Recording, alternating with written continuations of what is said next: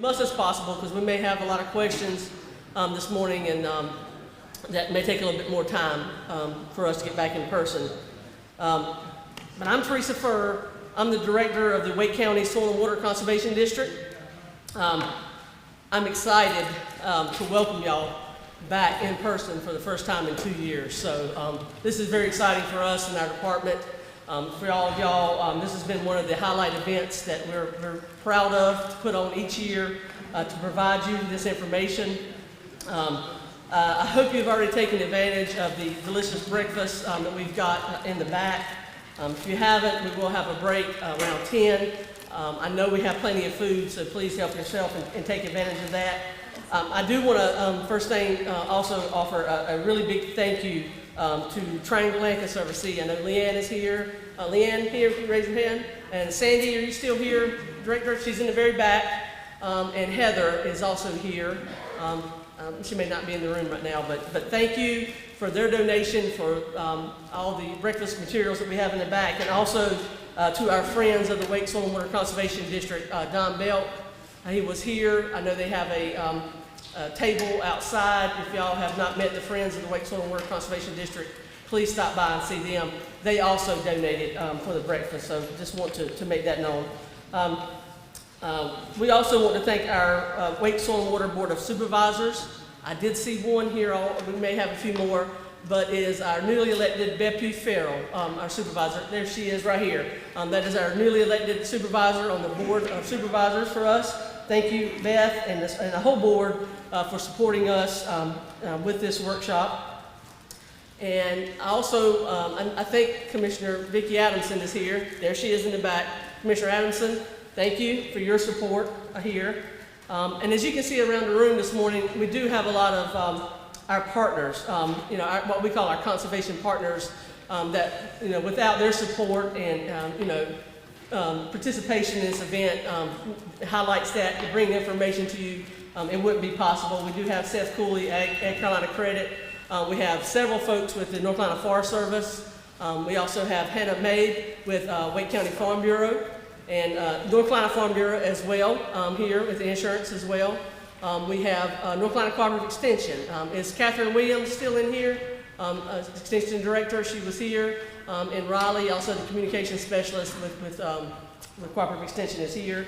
Make sure I missed anybody. Right outside we have the USDA Farm Service Agency, Larry Adams. There he is right there. So Farm Service Agency, Director Larry Adams.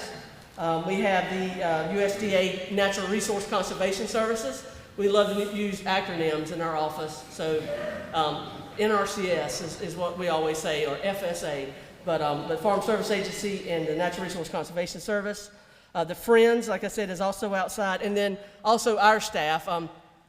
I had to say I'm up here presenting this, but a lot of work has went in with my staff. In our soil and water department, there's 8 of us, including me, so it's very small. Not the smallest department in the county, I was told, but probably the second smallest department in the county.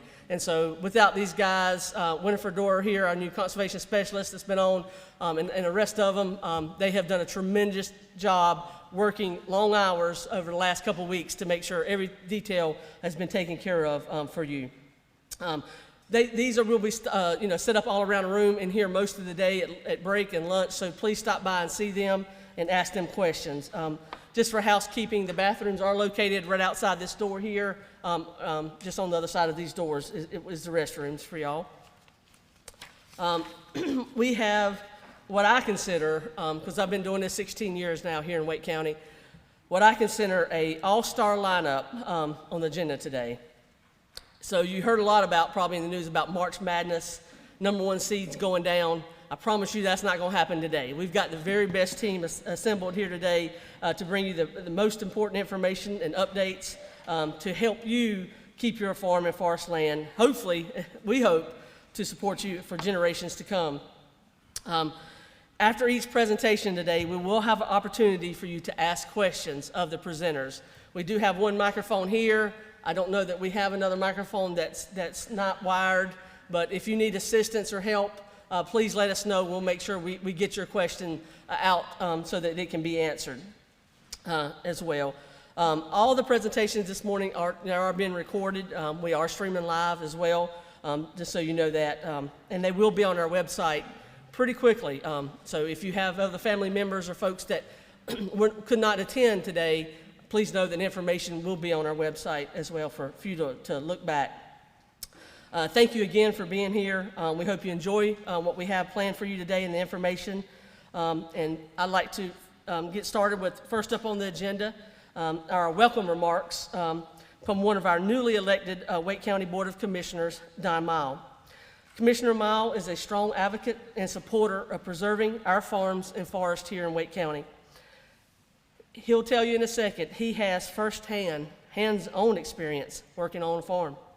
He understands our county's farming heritage and why it is important for us to have a strong, vibrant working farms and forest land in Wake County. So, Commissioner Mile, please come on up.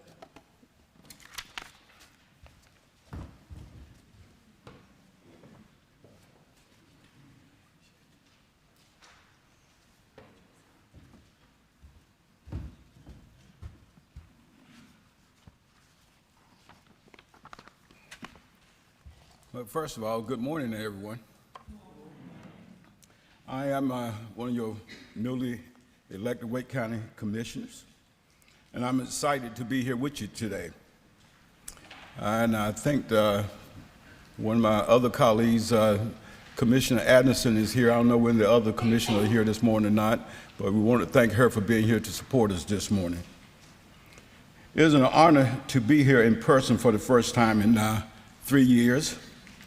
Not just because it's great to break bread together, but in saying that, it reminds me of a story. There were a gentleman that raised his nephew. You know, one thing about us country folks, we believe in taking care of our own. Well, the good gentleman raised his nephew. Nephew grew up to be successful and moved and went to South America. Well, the nephew wanted to be the good nephew that he was, and so while he was there, he sent his uncle this extravagant, beautiful bird. You know, the one with all the big feathers and all this kind of stuff. Well, the uncle, being the old country boy that he was, well, he cooked the bird. Well, a couple weeks later, the nephew came home, and he was talking with his uncle. He said, "Uncle, did you get that present that I sent you?" He said, "Yes, I did," and he was mighty delicious. Well, the nephew said, "Uncle, I can't believe you did that. You know, that bird was very expensive, and that bird speaks 2 or 3 different languages." Well, the uncle said, "Well, he should have said something then." So today, I want to say that at Wake County, we know that when it comes to protecting your farms, your livelihoods, and your legacy, some things are just as important to do by email. I'm one of your newest commissioners on the board, but I'm by no means new to local service and not new to farming here in Wake County. I was born and raised on a farm in the Shotwell area, not 15 minutes down the road. Of course, to be raised on a farm is to work hard every day. You know, when you get up and before the sun comes up, and you're still out when the sun goes down. My whole family worked growing tobacco and cotton, plus the crops were raised to get through the cold months. Before I was big enough to really prime tobacco, my brother and I would drive the mule to bring the crops to the barn to be tied and hung. That's right, I said a mule. So now some of you can guess my age. But I also remember when we finally did get a fancy new tractor, and it wasn't a couple of days before my brother drove it straight into the barn. Funny memory, but it sure wasn't funny then. I didn't know what my grandfather and my dad was going to do to him. I knew he was in trouble. Now, we were sharecroppers. We didn't own the land. It was close to impossible for a black family to own the farmland they worked at that time. But I knew how much work generations of my family put into the land. It was a way of life, not an easy or predictable one either. Back then, you worked all summer to survive the winter, canning, putting food up,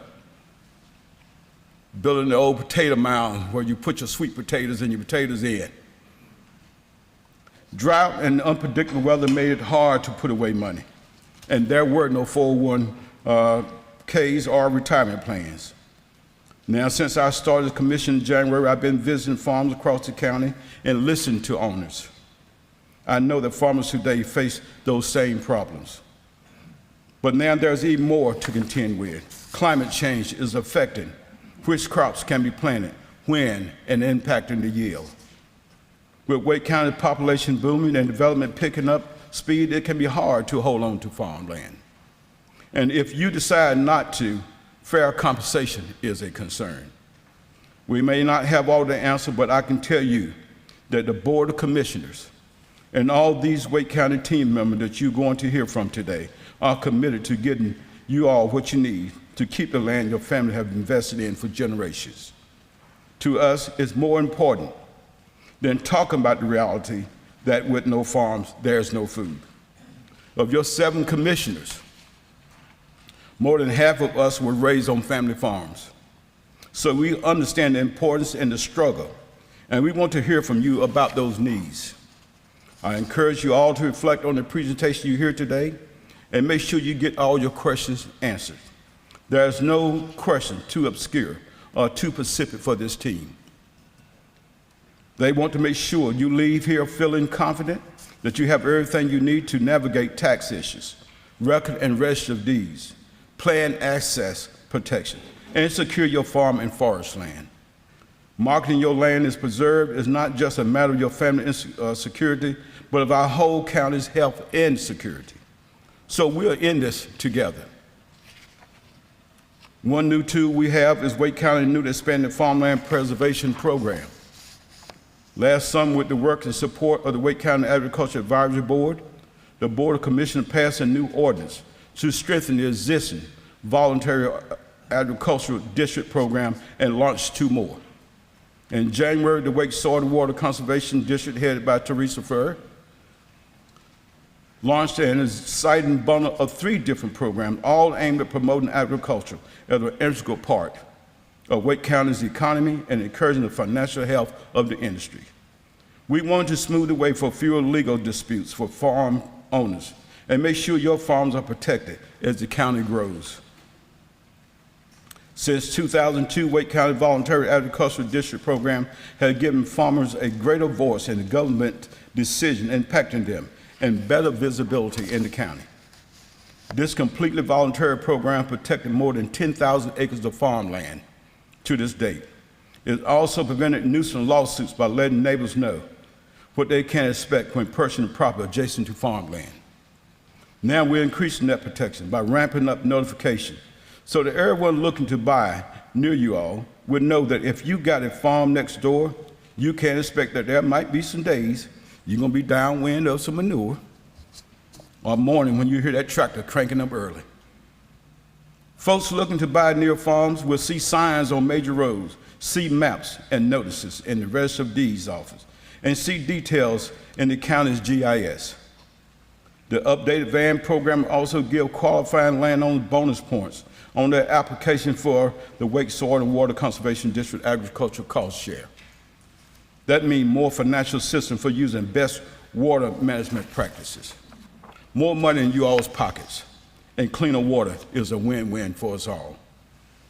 And if that wasn't enough, we got a new enhanced voluntary agricultural district. In addition to the VAN benefits, we have the E-VAN, ups that percentage of cost shares fund from 75 to 90%. The E-VAN allows farmland owners to receive up to 1/4 of their sales from non-farm products while still maintaining bona fide farm status that let farms be exempt from zoning rules. That means those fun add-ons like pound cake, candies that folks get excited to buy when they're checking out at your farm stand won't keep you from qualifying as a farm. I think we all can agree that it just makes sense to send folks home some cake to go with that bucket of strawberries. Our other new program is the Agricultural Conservation Easement Program. This one is aimed at protecting farmland from development and buying an agreement that stays with the deed. We want to make sure that even as development springs up all over the county, that our soil best suited for agriculture are protected in perpetuity. So we want to reduce that development pressure on farm owners. A huge benefit for landowners who qualify for these conservation easements will be tax incentives, federal income tax deduction, and even estate tax deductions. We want to smooth the way for you all to keep your farms, and to keep them in the family. And we've already invested in this new program. Each year, Wake County receives several $million in rollback tax at the end of tax deferment for former farm or forest land, often when properties are sold. Last November, we decided that those funds should go right back into the new Agricultural Conservation Easement Program. Well, just 2 days ago, we approved year's fund, which would total $4.2 million more than we expected. Just like you all, we reinvest in your land, we are reinvesting in farmland preservation. So in closing, I just want to say thank you again for letting me kick off this important day of learning. I hope to learn right alongside you all. And if you'd like to tell me more about what's important in your neck of the woods these days, I'd love to meet you and talk one-on-one during the next break. So again, thank you so much for allowing me to kick this program off this morning, and thank you so very much.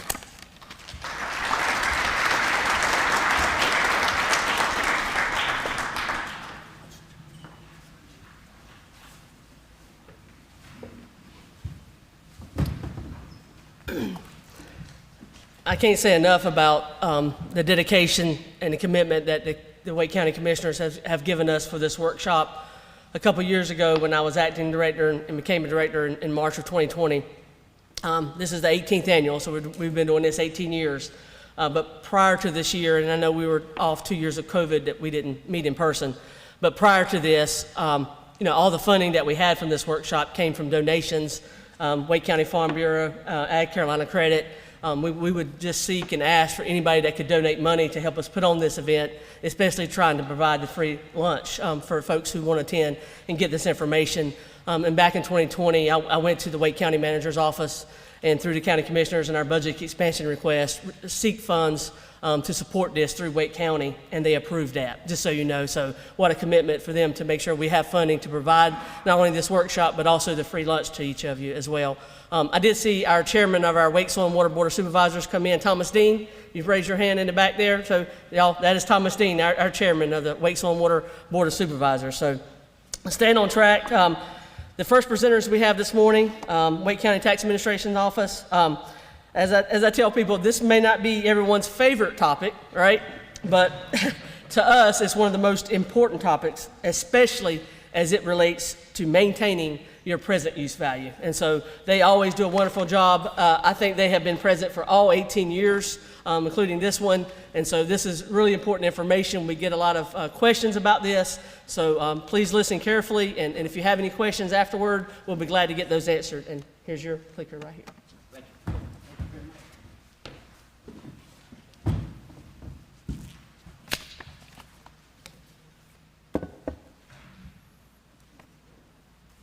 Good morning. My name is Braxton Williford. I have the pleasure of going through the fun farm use information for everybody today.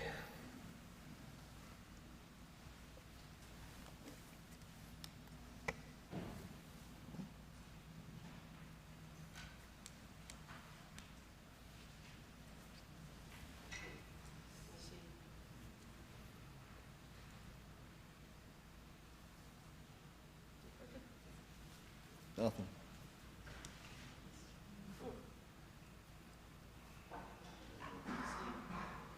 That good? I'll do it from here. Perfect. Yes, yep. Perfect. Thank you. So, like the commissioner who just spoke, I also grew up in a farming family in Eastern North Carolina.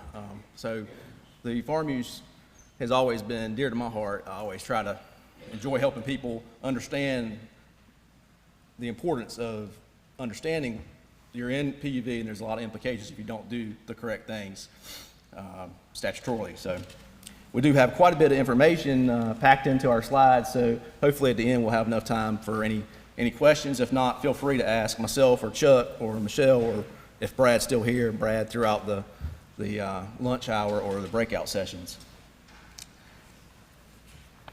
So what are we going to talk about today?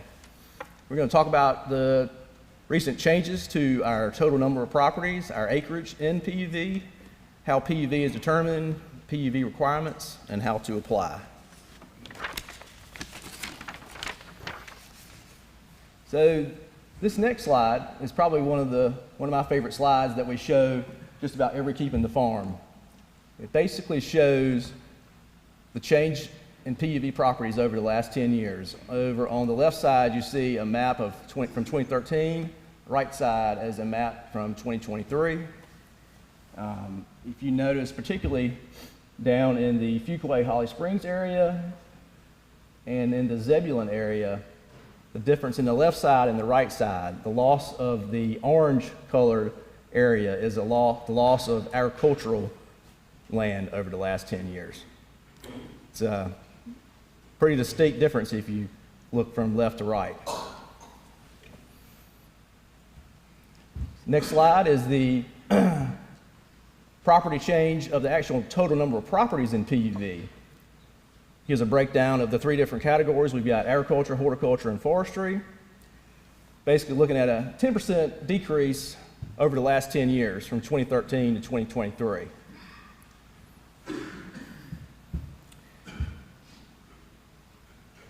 This next slide basically shows the decrease in the last 10 years of the actual acreage in PUV. So the amount of parcels in PUV has only gone down 10%, but you can see the actual acreage has more than doubled that at 23%. Basically what's happening is the larger, more desirable tracts are being sold for development. We always get new tracts that are coming into the program, which keeps the number of properties pretty much at a consistent number, typically right around 3,500, give or take. But this just shows we're really not getting any new large tracts coming in, which is causing the amount of acreage to decrease faster than the actual number of parcels in PUV. Who determines the rates? So we determine the market value rates when we do our countywide revaluation, but the use value rates are actually derived by the Use Value Advisory Board, which is overseen by the NC State Department of Agriculture. Use value rates are grouped by soil types. As you see, these green agricultural soils also correlate with that prior slide that had the orange agricultural land as well. It's pretty interesting how they match up.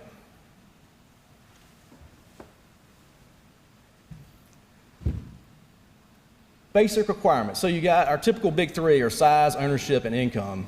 We're also going to touch on applications, PUV compliance review, and deferred taxes, how they're calculated. Agriculture, horticulture, forestry. Those are the main three classifications. Agriculture requires you to have 10 acres in actual production. What is agriculture? Agriculture is the growing of typically row crops or animals. We do have a lot of livestock. I do see a lot of people with animals. If you do have animals, you do have to have the entire thing fenced in. So if you're just doing animals, you would need the whole 10 acres would have to be fenced in. Horticulture, and you need 5 acres in actual production. What is horticulture? Horticulture is usually your plant material, flowers, vegetables, truck farming type products. And then our last classification is forestry. Forestry, you had to have a minimum of 20 acres in production, and it has to be actively engaged in the growing of trees for profit. A little bit additional income on size.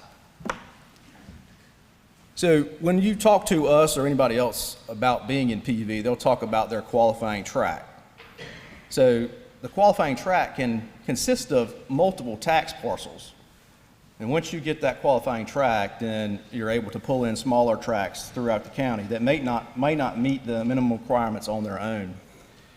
So to establish that qualifying tract, each individual parcel has to be in the exact same ownership, and they must be contiguous, which will allow you to pull in any other properties that might not meet the threshold by themselves.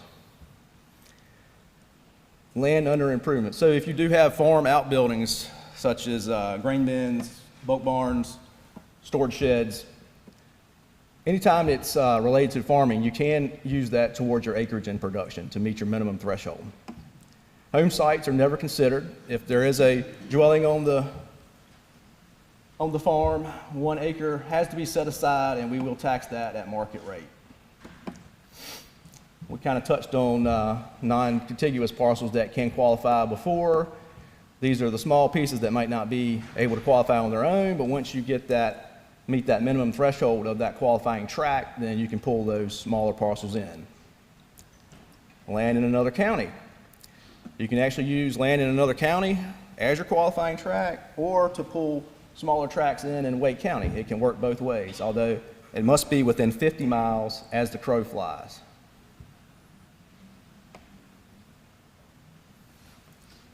Ownership requirements. So if you own nothing else in PUV and you want to enroll a property, it must be in your ownership for 4 full years prior to the application period. Same for business entities. If the ownership happens to be an LLC, you have to own it for 4 full years before the year you want to apply. The exception to the ownership requirement. This is basically what we were talking about before. Once you have that qualifying tract, you happen to buy a parcel, say, in March, next January, you can apply, pull that in because you already have your qualifying tract.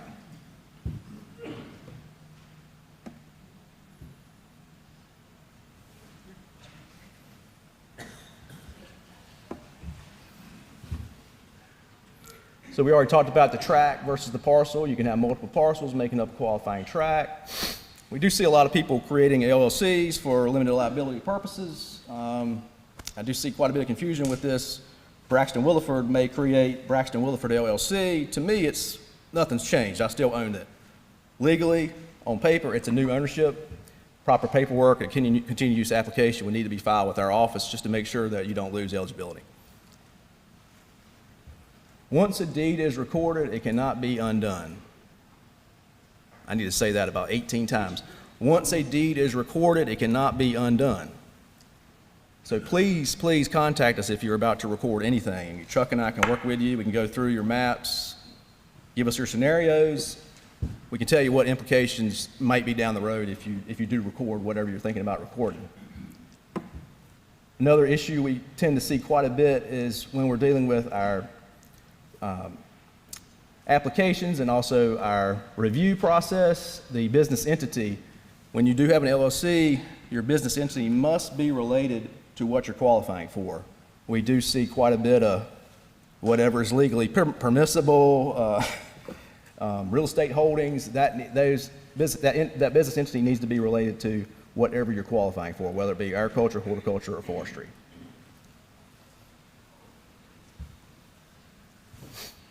Income requirements, those have basically stayed the same as long as I've been dealing with this. You still need to average $1,000 over a 3-year period for your ag and your horticulture.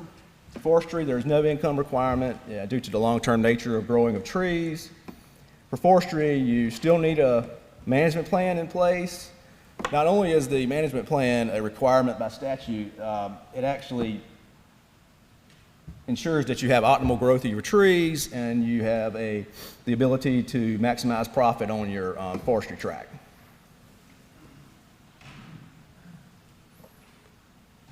Additional information on the income requirement. So when you're dealing with agriculture, you can use just about any type of crops towards your qualifying income. Horticulture, though, is a little bit different. Horticulture qualification, you have to use horticulture products. So if you're qualifying under horticulture, you can't use tobacco, peanuts, soybeans, cotton. Your typical row crops cannot be used to qualify for horticulture. What about products that are grown on the farm and consumed on the farm? We consider this to be what we call value in exchange, and we do allow this to be used towards your income, especially when we do our review process. Hay is probably the best example of this. A farmer has a field of hay, he cuts the hay, and in lieu of selling the hay, he feeds the hay to his animals. You can report the number of acres that you cut, fed to the animals, we can convert that to a dollar amount for you, and you can use that towards your income requirement. What type of income is not acceptable? We do see a lot of confusion with this. Homeowner owns the farm, he rents it to another farmer. He thinks that the rental income is what we're looking for. We are not looking for the rental income, we're looking for the actual sale of the crop or the animals. Other things that are not included: stud fees, training and showing of animals, or hunting rights. When can you apply for PUV? So with the initial application, these are for properties that are currently not in PUV. It's the month of January. Any application received after January 31st must be accompanied with a good cause statement as to why it's late. All late file applications must go to the Wake County Board of Equalization and Review. They will review your good cause, and if the good cause is accepted, then they'll make a determination on the merit of the application. Any application that we receive after the end of the year cannot be considered for that prior year. Just keep that in mind. These applications only need to be filled out once unless there is a change of ownership or a change in use.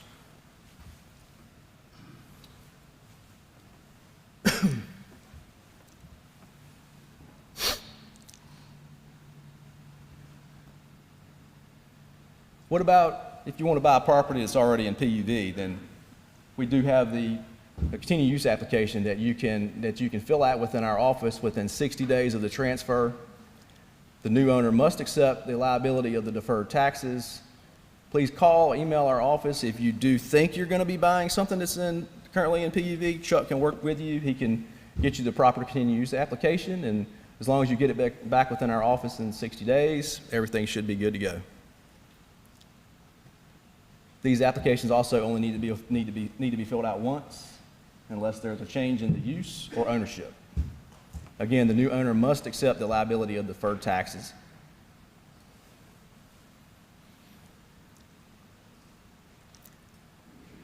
Again, if you think you're going to be purchasing a property in PUV, please let us know.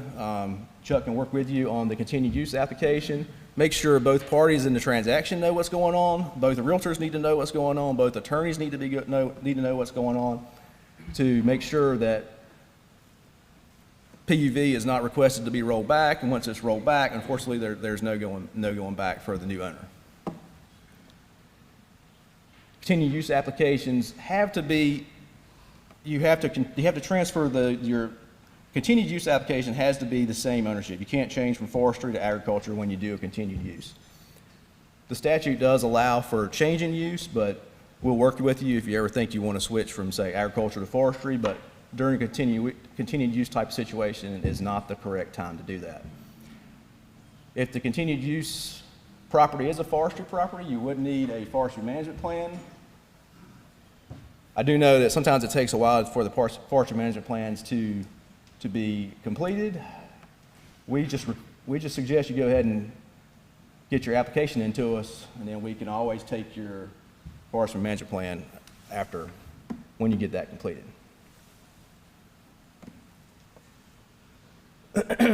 So what is compliance review? You've heard me mention compliance review a couple of times.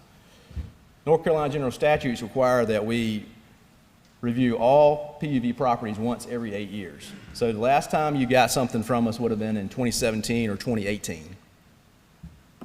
The next time we're going to review everything will be in the summer of 24, and then the next half of the properties will be the summer of 2025. Although on a case-by-case basis, we may need to get some information on individual properties.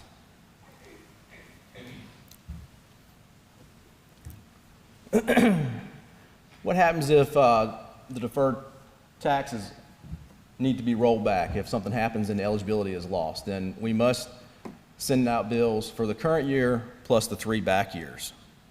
Honestly, it depends on what time of year the rollback actually takes place. If the rollback takes place after the current tax bills have gone out, you'll get 4 years of rollback bills.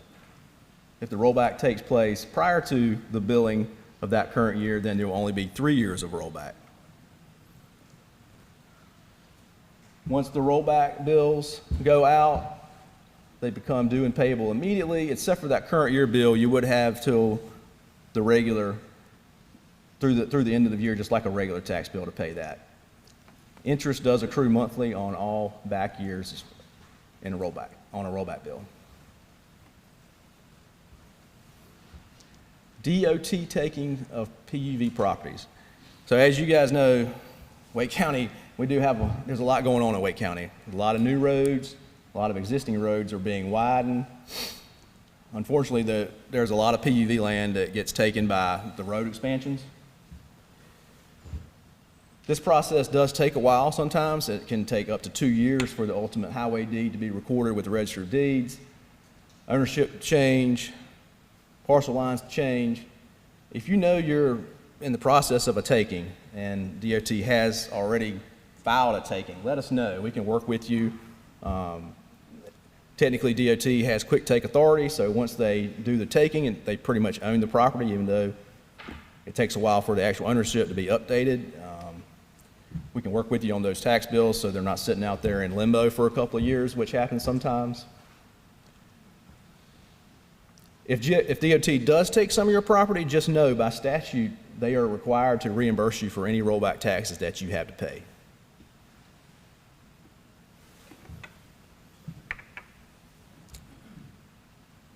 As always, we are here to help. Please contact our office before making any changes or filing any property deeds or maps that may trigger any type of unintentional loss of PUV. We actually have this lower level. This is where our Board of Equalization meets. Chuck and I have met with a few people already down there. We can pull up your forms. We can go through any type of changes that you're thinking about doing, let you know if there's any potential hazards on the horizon, because once you record, there's really no going back. So we're here to help you as much as we can, so feel free to give us a call. Chuck, you want to come up here and introduce yourself?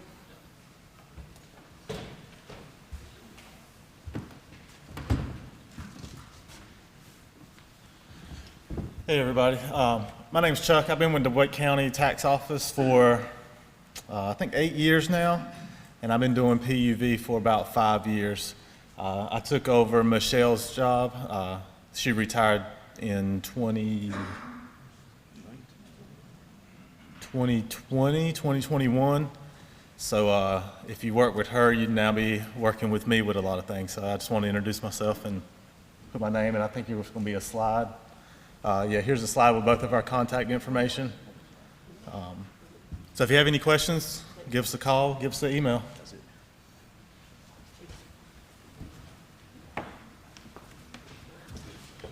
Great job. Oh, we already got questions, okay. If you could come up to the microphone. If you're able to, please just line up to the microphone. I'll let you go ahead. So I'm gonna try to see what's going on with this thing too.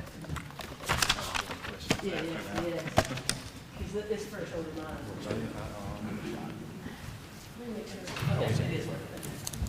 If a farm in Wake County is currently approved for present use value, attains the conservation easement, does the present use value extend with the conservation easement forever? Yeah, it depends on the sale price that the say Triangle Land Conservancy buys it. There is a formula if it has a rollback or not, but if you sell it below market value, most of the time it's going to be it's no rollback on it. Any other questions? Go ahead. Yeah, if in the back or anything, just please start coming up to the front. I was gonna have you turn it up a little bit. Can't hear. Okay. See, yeah. I don't want to put it up. Okay. Well, if there's a way. So my question is pretty simple. The PowerPoint you just did, is it available somewhere online? Because I actually had a whole lot of questions. We do have a few hard copies if you want a hard copy. Yes, I would like a copy. On your That's website. correct. We will. I'm gonna try to speak into this. Can y'all hear me if I go straight? Okay. We're probably gonna need every speaker to try to speak right into the mic. Maybe that'll help us. And I know they're gonna try to troubleshoot to see if we can get the volume actually turned up. The Tax Administration Office does have handouts for this presentation. Please raise your hand. We'll try to get staff, if we can, to hand some of those out today for you if you would like one. The actual PowerPoint presentation will actually be on our website, embedded on our website. So talk to us at a break if you need us to get your email or anything like that so we can give you the link for that. If you need help, on our website of Wake Soil and Water Conservation District, there is a link for the Keeping the Farm workshop where all the presentations and things will be attached on there as well. We will have those. Any specific questions for Braxton or Chuck, either one? Yeah, and they're going to be here during the break because I know some of you may not want to come up and do person, so they'll be here through the break. So please come up and ask them if you have any questions. So I think I've got this actually working now too, so this will help. If there's no more questions, we will continue on. We're very fortunate to have Tammy Bruner with the Wake County Register of Deeds office with us this morning. Tammy was elected first back in 2020, and actually this is actually her first in-person, Keeping the Farm workshop. The transactions and records processed through the Register of Deeds are also very important to a lot of you. As Braxton was saying, before you record it, ask these questions. I can't tell you how many times in our office that didn't happen, and folks come in and had made a mistake and didn't realize it. So Tammy is here to give you more information on the services they offer and how they can help you too. So, Tammy, and I think I've got it working here. So it's just the right area here should get you off. Okay. At the top? Right here. Right here. Yeah, Okay. just right there. Okay. Thank you. Thank you. Yeah, I'll turn the microphone over just a tad. Yeah, I'll try not to be too loud. That's how I talk. So tell me if I'm over talking. Good morning, everybody. I'm really excited to be here. Last year, I presented virtually, and I think it might have been the most boring presentation that you had because I was so nervous talking to all of y'all. This year, I feel a little bit more secure, so I'm going to try not to be too nervous. So I want you to know when I was asked to come here, this is information that I am sure all of you already know, but I, not like my other people that spoke before me, did not grow up on a farm. So I wanted to take some time and look at what it looks like in Wake County for farmers.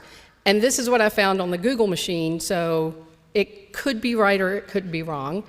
But I thought it was amazing that North Carolina has 8 million acres of farmland, that North Carolina is the second most threatened state for farmland. In 1950, there were 6,219 farms in Wake County. That's an 88% decrease in how much farmland there is in Wake County today. Wake County is 850 square miles large, which is crazy.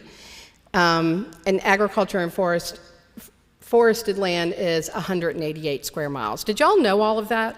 Anybody? No? Okay. Oh, okay. Vicki did.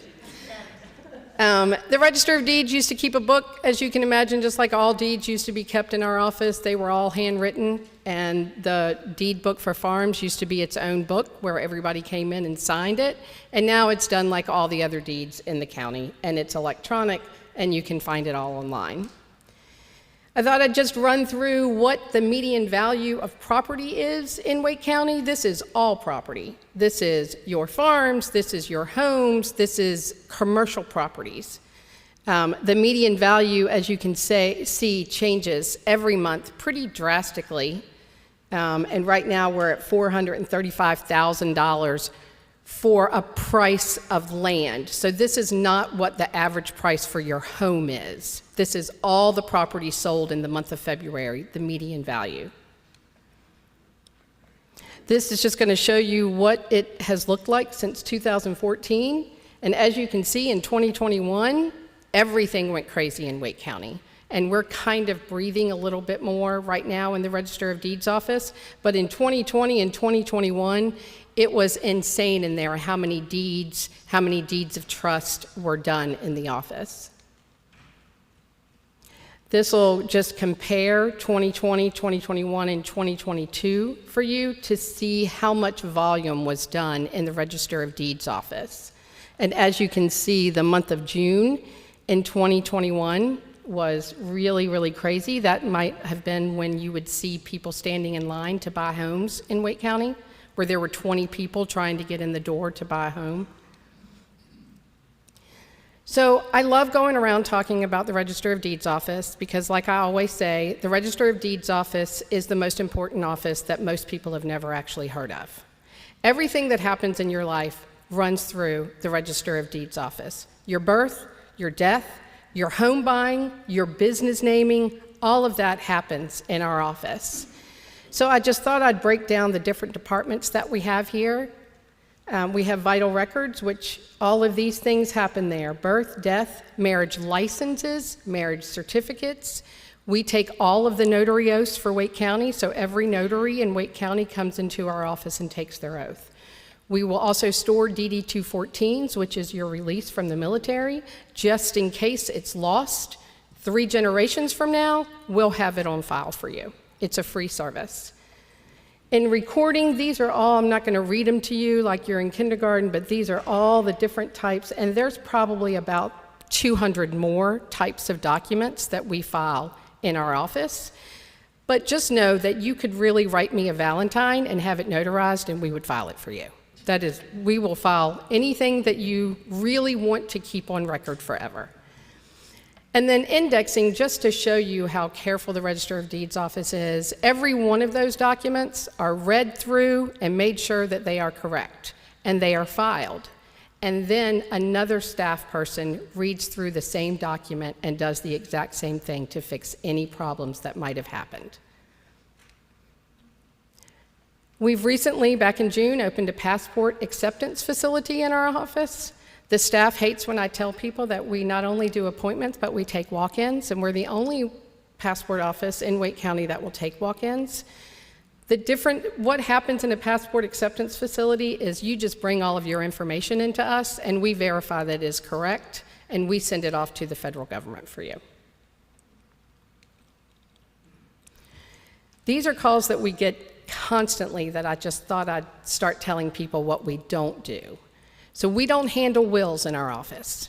If you need to find a will or file a will, this is where you need to call to do it. If you are inheriting property or transferring property or giving property, please, please use a real estate attorney. On the next slide, we'll talk about some of the common mistakes that are made and why things have to be given back to you, which prolongs the process of a piece of property being handed over. Also, with selling land, please, please get a real estate attorney involved. And we don't handle divorces. We only handle your marriages. Divorces, if you want your record, you can call this office to get it, that phone number. And again, this will be on the website for y'all. These are common mistakes that come into our office. I was asked to actually tell y'all about these things. These are common mistakes that happen that make a deed unable to be filed and rejected. They're prepared without an attorney, which overall pretty much means that they're really not going to be done correctly. Something is going to be wrong, and we're not going to be able to file it because, like the person before me said, once it's filed, it's done. Sometimes they'll file something with no excise tax. You pay an excise tax for property in Wake County. The grantee, the address is missing. We need that for actually the tax department to be able to do all that they do with GIS. The grantor's name is sometimes missing on the document, so who's purchasing it or who's selling it, sometimes those names aren't on the document. We also need a legal description of the land. What does it look like? Is it just a piece of property? Is it a sidewalk? Is it a road? Is it an easement? And then people call us all the time and just say, I need you to remove my ex-wife from my deed. We can't do that. You need a whole new deed and a whole new real estate attorney to remove your ex-wife or your ex-husband. On assumed business names, which is the first step in getting your business created, that also happens in our office.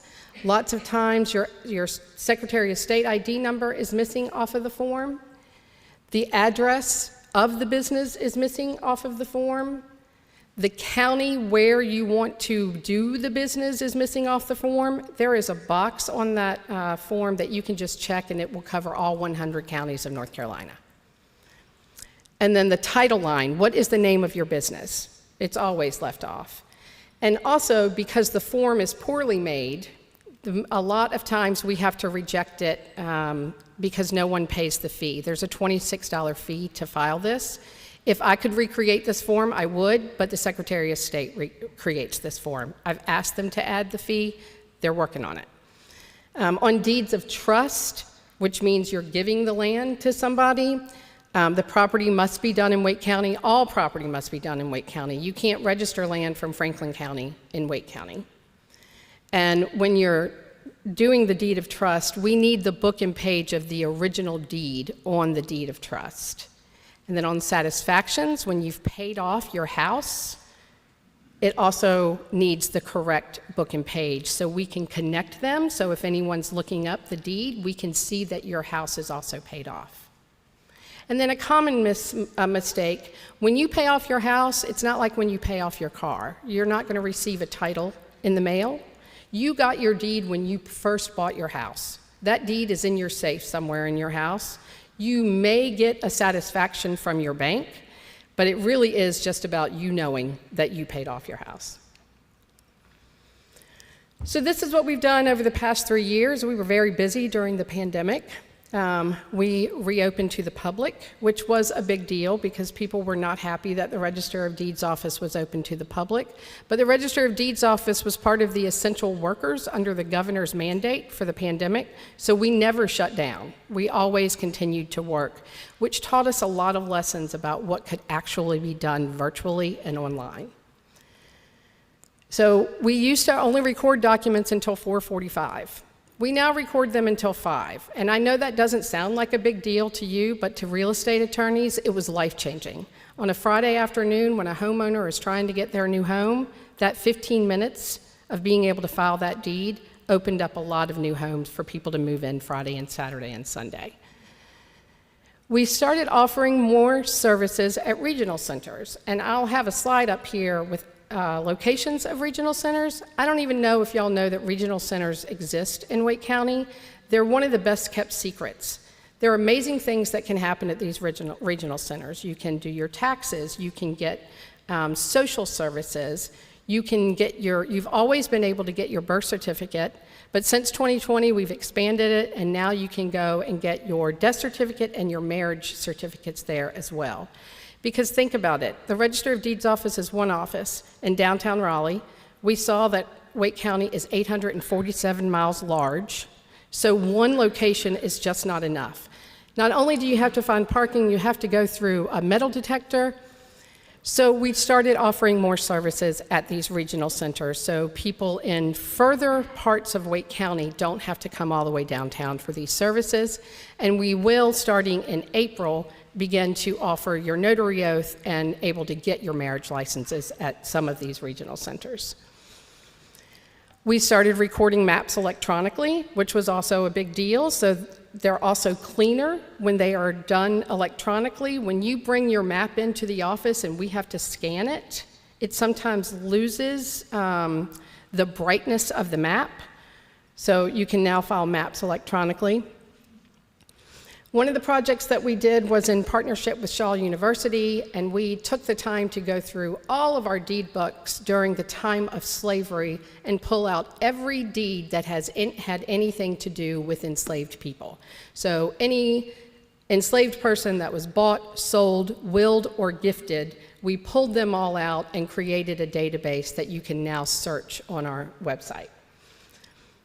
Like I said, we opened a passport facility agency. These are the regional centers, and I hope that y'all take note of where these are in the county when people ask you locations that they can go to get their birth, death, or marriage certificates. Please send them to some of these other centers. One of the other things we did add recently is that if you were born in North Carolina but not in Wake County, you can come into our downtown office and get a copy of your birth certificate. That's really important because North Carolina Vital Records is about 6 months behind. So if you were born in Hope County and you need your birth certificate to get on your spouse's insurance, it will take 6 months to get it. You can now come into our downtown office to get it. Thought I'd just walk through quickly of our website and how to use it. When you sign on to our website, this is what it looks like. And it's pretty self-explanatory, which is amazing to me. No one can find anything on our website, but they can find my email address and my phone number, and I can't find my email address and my phone number on this website. So when you click any of these, it will open up and give you most all of the information that you need about that specific thing that you're looking for. These will go down and break out even more information for you. So when you search the real estate records, this is when it pops up and you can search by grantor or grantee. And then applying for the marriage license, it can be done ahead of time, and then you come into the office to just to swear that you are, following all the rules of the statutes of North Carolina. So right now, the only thing you must come into our office for, must be in person, is to get your passport and to get your marriage license. We have to see you in person to get your marriage license. We are trying to get it passed that we could continue to do marriage licenses virtually like we did during the pandemic, but it's kind of hard and slow to pass legislation. So everything else can be done online or mailed to us. I'm going to talk to you about a new system we're getting ready to put in, and it will have a way for people that aren't working with attorneys to file documents with us electronically. And please don't forget about the regional centers. If you're searching for a property and you're not going to that beautiful tax website, which is just pure perfection, this is what you see now when you go on our website to try to find any of your documents. You are probably going to go into the grantee. I would put my name in the grantee list, and it would pull up every piece of property or every lien or every satisfaction that has been filed in my name under Wake County since I've been here. So by the end of this year, we will be switching land record software. And I'm only telling everybody this because it's a big, scary deal. We've had the same land record software since 1998. That's 25 years ago. At the time, it was amazing. It was the first in the state to do their stuff electronically. As you can imagine, technology has changed in 25 years, and it's time for the Wake County Register of Deeds office to change. So we will be switching by the end of this year. Just put this little date in your head. October 16th is a Friday. We will be that's not true. It's October 13th because it's Friday the 13th. We will be closed so that we can transfer everything and be open and ready with the new program on October 16th. There will be lots of information about this. There will be trainings. We will be doing anything and everything to make sure as many people as possible know about this change and know how to use the new system. This is what our office looks like. This is all of the information that we do. This is the departments that we do. I don't think people really think about how big and how intricate the Register of Deeds office actually is. This is the volume of work for 2022. So as you can see, we're a pretty good moneymaker for the county as well, and that comes mostly from excise tax, so mostly from property sold. In 2022, the Register of Deeds office took in $47 million. And I'm only showing you that to show you the amount of work that's actually done by the staff at the Register of Deeds office. I know that this has been talked about over the last 3 years. I know that Charles Gillum, who was my predecessor, talked about this as well. This is a program that he put into place. You can go onto our website and sign up for Fraud Alert. And then if by chance anybody tries to do anything with your property, you will be sent an email letting you know that someone is doing something with your property. It's a free service. This is our contact information. These are the folks that would be most helpful for you. Please, that's my direct number. Please call me, email me. I am wide open to anything and everything. Joanne Rivera is our recording supervisor. Frederick is our vital record supervisor. And then just for general information, who normally the smartest person in the office answers this phone and answers this email. So sometimes it's best to call the information. And that's all I have for you today. Thank you.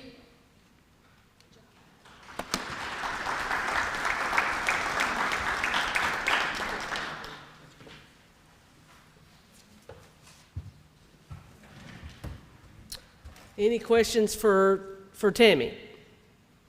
I'll remind everybody to please come up to the microphone if you can to ask your question. I have a really loud voice. Okay, that's fine. Go ahead. Yep. I was just wondering about what you just said about the fraud alert, because we hear so much about the things that all of a sudden someone realizes their home has been sold out from under them or whatever. Is this what you're referring to? Well, you can go. She just asked where you hear these times where a piece of property can just be sold out from under you, that somebody will just sell your home. And that seems crazy, but it happens. It hasn't happened while I've been here, but I'm certain that it happens across the country. And that is what this fraud alert will do. It will just alert you that somebody has done something in my office that pertains to your name or your piece of property, so you would know immediately. Could you put that back up again? Yes, ma'am. And I believe that it was also, it is not, but you know what? I'll get that up there. So it is one of the first things that you see. It's there, but you have to scroll down to see that. That's the second scroll. You're welcome. Yes, ma'am. I'm sorry. Yeah, if you could go to the mic. Here, thank you. Got one more question, Tammy? Yep.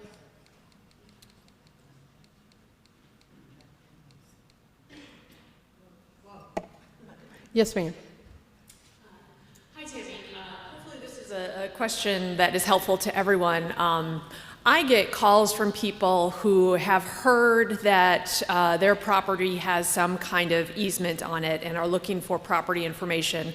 And that blue screen, that database, is not always the most friendly to use, especially if you don't have a lot of information. What is your advice to people that are looking for property information, you know, like an access easement or something that may be filed with your office? So two things. One, the new system will be more user-friendly, but that's not till October. The next thing, I would use the address and go to the tax site. And from the tax site, there's a tab up at the top that will take you to a map of the property through GIS, and will also take you to the Register of Deeds office to get a copy of the deed. But if you're really searching, if you know the person's name, you can put them in the grantor or grantee spot where I showed you on that blue screen. And that is also where every deed will pop up or every map will pop up that's under that name. Any more questions? Tammy, you'll be here through the break as well? Yes, ma'am. Yeah. Tammy will also be here through the break as well, in case you would like to talk with her one-on-one. If we don't have any more, we'll continue on. I know we're trying to stay on track too, so. Thank you so much, Tammy. Yep, great information. So that's why we're here, to get these questions answered and give you the information as well. Let me move this a little forward to get to our next one as well. If you didn't know, Wake County grows by 63 people a day. Think about that. 63 people, I'm gonna say it in mic loud, 63 people a day. It's amazing, isn't it? I've been driving to this office here. We've been working here for over 16 years. I've seen a difference in traffic. How many of here, raise your hand, have you seen a difference in traffic and the amount of people? Yeah, it is. It's amazing. So that's why it's important, and that's why I'm happy that we have Wake County Planning here this morning. And that's why planning is so very important for our future in Wake County. We have Terry Nolan, Senior Planner, here with us this morning to talk to you and give you an update about Plan Wake. This was approved back in April of 2021. And this is probably one of the most significant things that Wake County has done, because when you're growing by that many people a day, we've got to have a plan. We've got to figure out how we're going to do that and how we're going to have support that many people in this county. I love this county. I love living here. It's probably one of the best decisions I've made. I'm from the Sand Hills originally, but it has the both usage of both urban and rural, and that's what I think what people love most about it. So Terry's going to give you an update on Plan Wake and how the implementation is going in the county. So please welcome Terry. So, and Terry, if you would please speak into the mic, and you got the arrows there. Thank you. So as Teresa mentioned, we're about 2 years on from adopting a comprehensive plan. The Plan Wake is really a larger framework for development and growth, and the county worked with all of the municipalities to develop this plan. And it's made up of 3 components here. There are kind of some overarching outcomes or goals that we are looking to achieve. There are performance metrics. You know, we want to track and see how we're doing and make adjustments if we're not meeting those goals. And then there's this development framework map. It's this map here of Wake County, and a lot is hinging on this map, which we developed cooperatively with our municipalities, which is really a snapshot of how we want to grow and where we want to grow. So there are kind of some overarching topics in the Plan Wake document. It does just generally cover all of these things that need to work together. They all hinge on each other, and so it's a comprehensive in nature in that it covers all of these topics. You know, it doesn't go into detail about any transportation plans because we have other plans, but it's trying to pull together transportation, community health, the various services that we have, our housing, all of those things. So we did a lot of outreach during this process. Most of it was pre-pandemic, and there were 4 key themes that we heard throughout the county consistently. One is that we need to change the way that we do things as we grow in Wake County. Significant change is needed. We need to direct growth to towns. We want to maintain the rural character as it is. We don't want to be sprawling out everywhere. People understand that when there's auto-centered land use, you have to drive everywhere. But when you have walkable communities that are easily served with transit, you have you know, a more beneficial environment, but also you don't have as much traffic congestion. We want to protect our open space and natural areas, and this includes working lands. It isn't just we want more parks and protected open space, but also we want to protect our working lands. And then we want more walkable environments. And some of that character is sort of, you know, a downtown character with tall buildings, but there are other types of walkable environments that people talked about. Sometimes it was just, I want sidewalks in my neighborhood. So that the walkability is kind of a range of different things. But this plan really catalyzed a lot of the new stuff that has come about. That these are, you know, it was a plan that built a lot of momentum. And so the successes that we've seen just in the last 2 years is built upon this you know, foundation. So I wanted to just talk about a couple of things, some of the changes that we've made to our Unified Development Ordinance, which is how we develop the actual design standards in our processes. And then I want to talk a little bit about our area plans. We've got a table over here that I want you to come visit, and then some of the other components that we've been working on.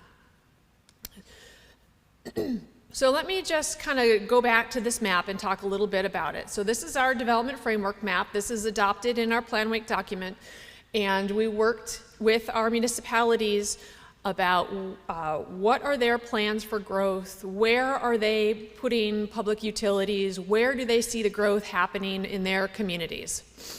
So just real quickly, so we have kind of these 5 character categories. So with our transit focus, which is in the orange, this is all within either Raleigh or Cary. This is our BRT corridors, our bus rapid transit corridors. These are the most dense areas that we are looking to, drive some of that development to, because a successful bus rapid transit line also requires density. So that is the most dense area. And our Plan Wake document has kind of some pictures and some concepts of what we mean by transit focus. The next one is that purple, the walkable center. These are key nodes. Many of them are highway interchanges. They're also some of our smaller municipal downtowns. And again, there's kind of a range of what we mean by walkable center, but this is kind of the next step down when it comes to density. So in Plan Wake, we are looking to drive a lot of that growth to these places in order to kind of take some of that development pressure off some of the other parts of the county. The yellow, which is community, and that makes up probably the bulk of the area in Wake County. That's community. That is just your basic municipal development. And, and this is, where do municipalities intend to grow within the next 5 to 10 years? And so the community area is all the, current corporate limits, but also kind of where municipalities are growing within the next 5 to 10 years. And then lastly, there are 2 shades of green here. There's rural and community reserve. Together, they make up the areas that have the most natural resources, the most farms. They are our water supply watersheds. These are the areas where we are trying to implement practices and policies to support our working lands, to preserve our open space, to preserve our water quality. So that's just kind of an overview of what our development framework map is. So one of the changes that we made in our Unified Development Ordinance is what we call our Municipal Transition Standards. It builds upon a policy that we already had in place where if a developer comes into our office to develop in our jurisdiction, if that proposal is within a certain number of feet from public utilities, they have to connect to public utilities. What the Municipal Transitional Standard does is it builds upon that. So if a developer comes into our office to develop in our jurisdiction, which Wake County does not have public utilities, it is all well and septic. If it falls into the community or walkable areas, so basically if it's in the yellow or the purple, they have to go to the municipality first, talk to the municipality, see if they can annex and be served by public utilities. What that means is it's another push to try and get that development directed into the municipalities, because municipal development is higher density, it tends to be more walkable, it tends to be better served by transit. And so what we mean by this is it's going to help push some of that development closer to either the core, within the municipalities or on the edges. We want to try and take some of the pressure off these other areas. So if a developer can't connect to municipal utilities, there is a waiver, but it's a stronger process to try and get more of the municipal development kind of directed to where we want it to go. So this is just the decision tree, and it probably is hard to see, especially from the back of the room. But basically, if a development can't be served by a municipality, it can develop under the county. Most of the county's jurisdiction that has development is single-family homes. We don't have a lot of commercial, and that's just because we don't have public utilities. So most of the development in the county's jurisdiction is, half-lot single-family homes or, you know, large-lot single-family homes.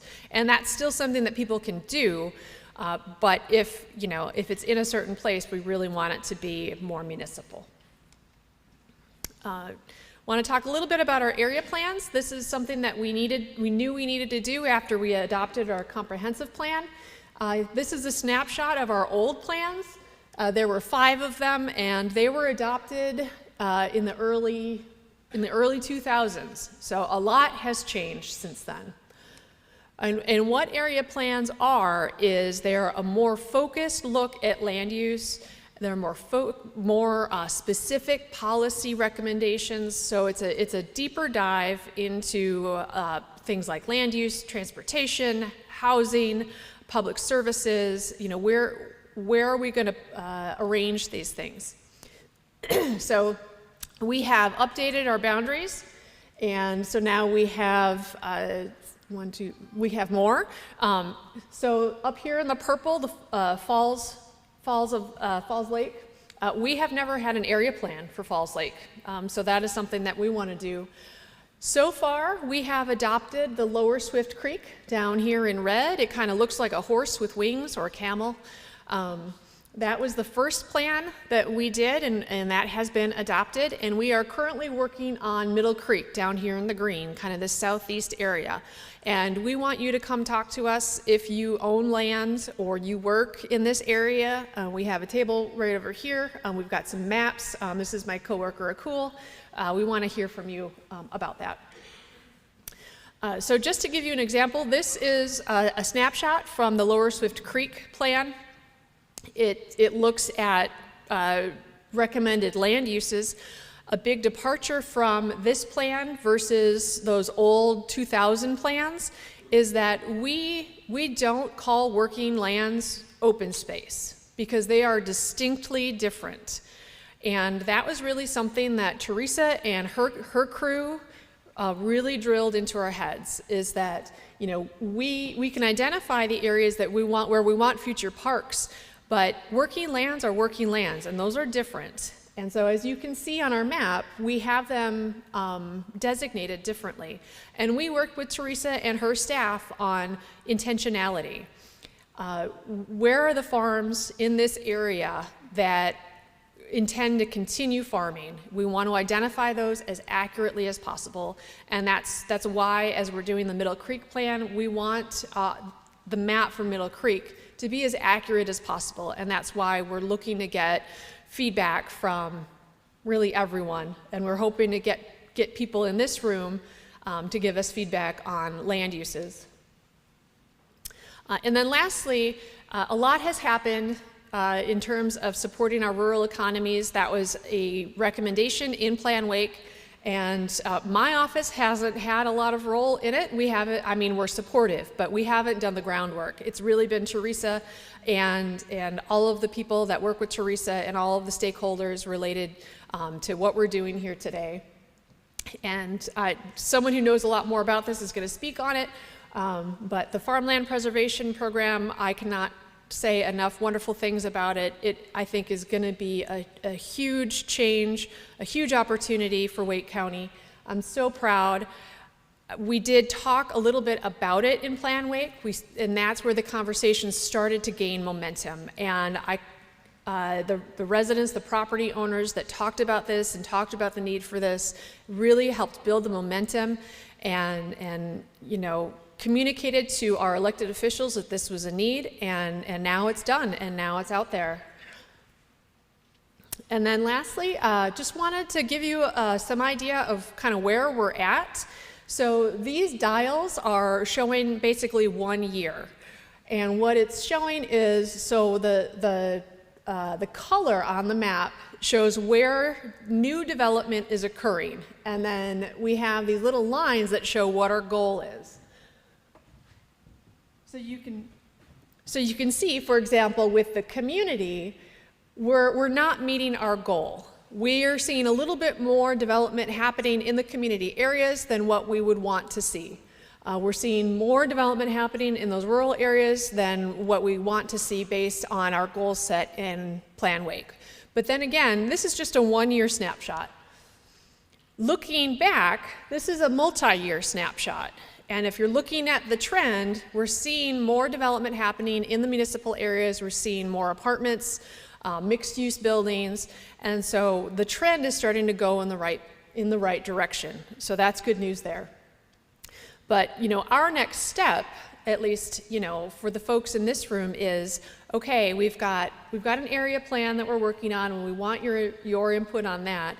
And then we've got, the farmland preservation program, which is wonderful, but what are some other next steps that, our planning office can help to help advance these goals? So that's why we're here today.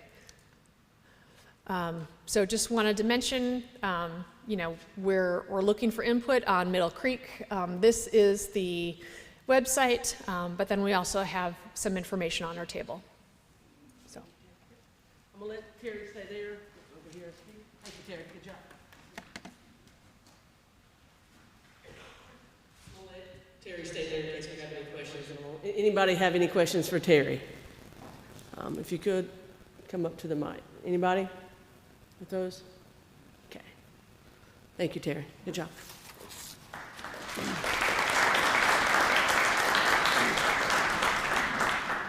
I want to reemphasize what Terry is saying. Middle Creek area plan is ongoing right now. They are still accepting comments. I live in that area as well. I went out kind of door to door. We sent out a lot of mailers. I'm trying to outreach to all the folks who own land or live in that area. And we probably can go back in a second, but that green area that she showed in the southeastern part of Wake County, they are here today. They have a table.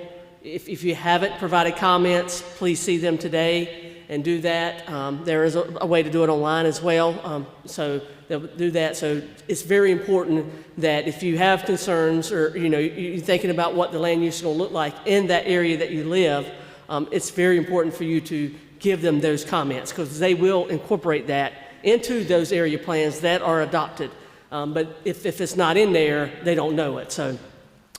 We are at our break here, and so I want to remind everybody, I know we have plenty of food and coffee and everything in the back, so please take advantage of that before lunch starts coming in just a little while. We're going to take about a 10 or 15 minute break and get back.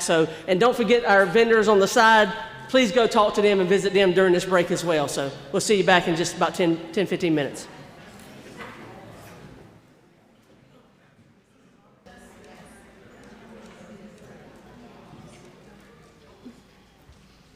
Thank y'all so much. And I promise there'll be another chance at lunch and right after lunch as well before we do the breakout sessions. I wanted to bring up two things that I missed prior to introducing our next guest speaker. I know he's probably going to fire me, but one of our other Soil and Water Board of Supervisors, appointed supervisors, Ryan Brawwell, is here too. Ryan, where did you go? Did he step out? Of course, he stepped out there he is. Ryan, I'll introduce Ryan Brawwell. He is our appointed Soil and Water Board of Supervisors. Don't fire me, Ryan, for getting you there. So, and I know one of our elected supervisors, he may be back, but Scott Lassiter was here earlier, stepped in, but I'll try to get him. And somebody brought up a good point to me at the break that I want to make sure that y'all know this resource is available. We had a landowner reach out to me, and there's a couple landowners in here that we worked with recently that had the same issue. I just want you to know that our office and the North Carolina Wake County Cooperative Extension Office, their table is over to the left here with the red tablecloth. We both provide resources to you if you need someone to farm your land. So it is the average age of the farmer. Somebody probably help me with that, but 56, 60, what is that, Beth? 57, Beth tells me. 57 is the average age of the farmer, and I think that's across North Carolina. And so it is a concern from a lot of landowners who's the next generation coming along. They want to continue that land and continue to seeing that land being farmed, but how do they do that? Who can they call to provide that and give them those resources? We're here to help.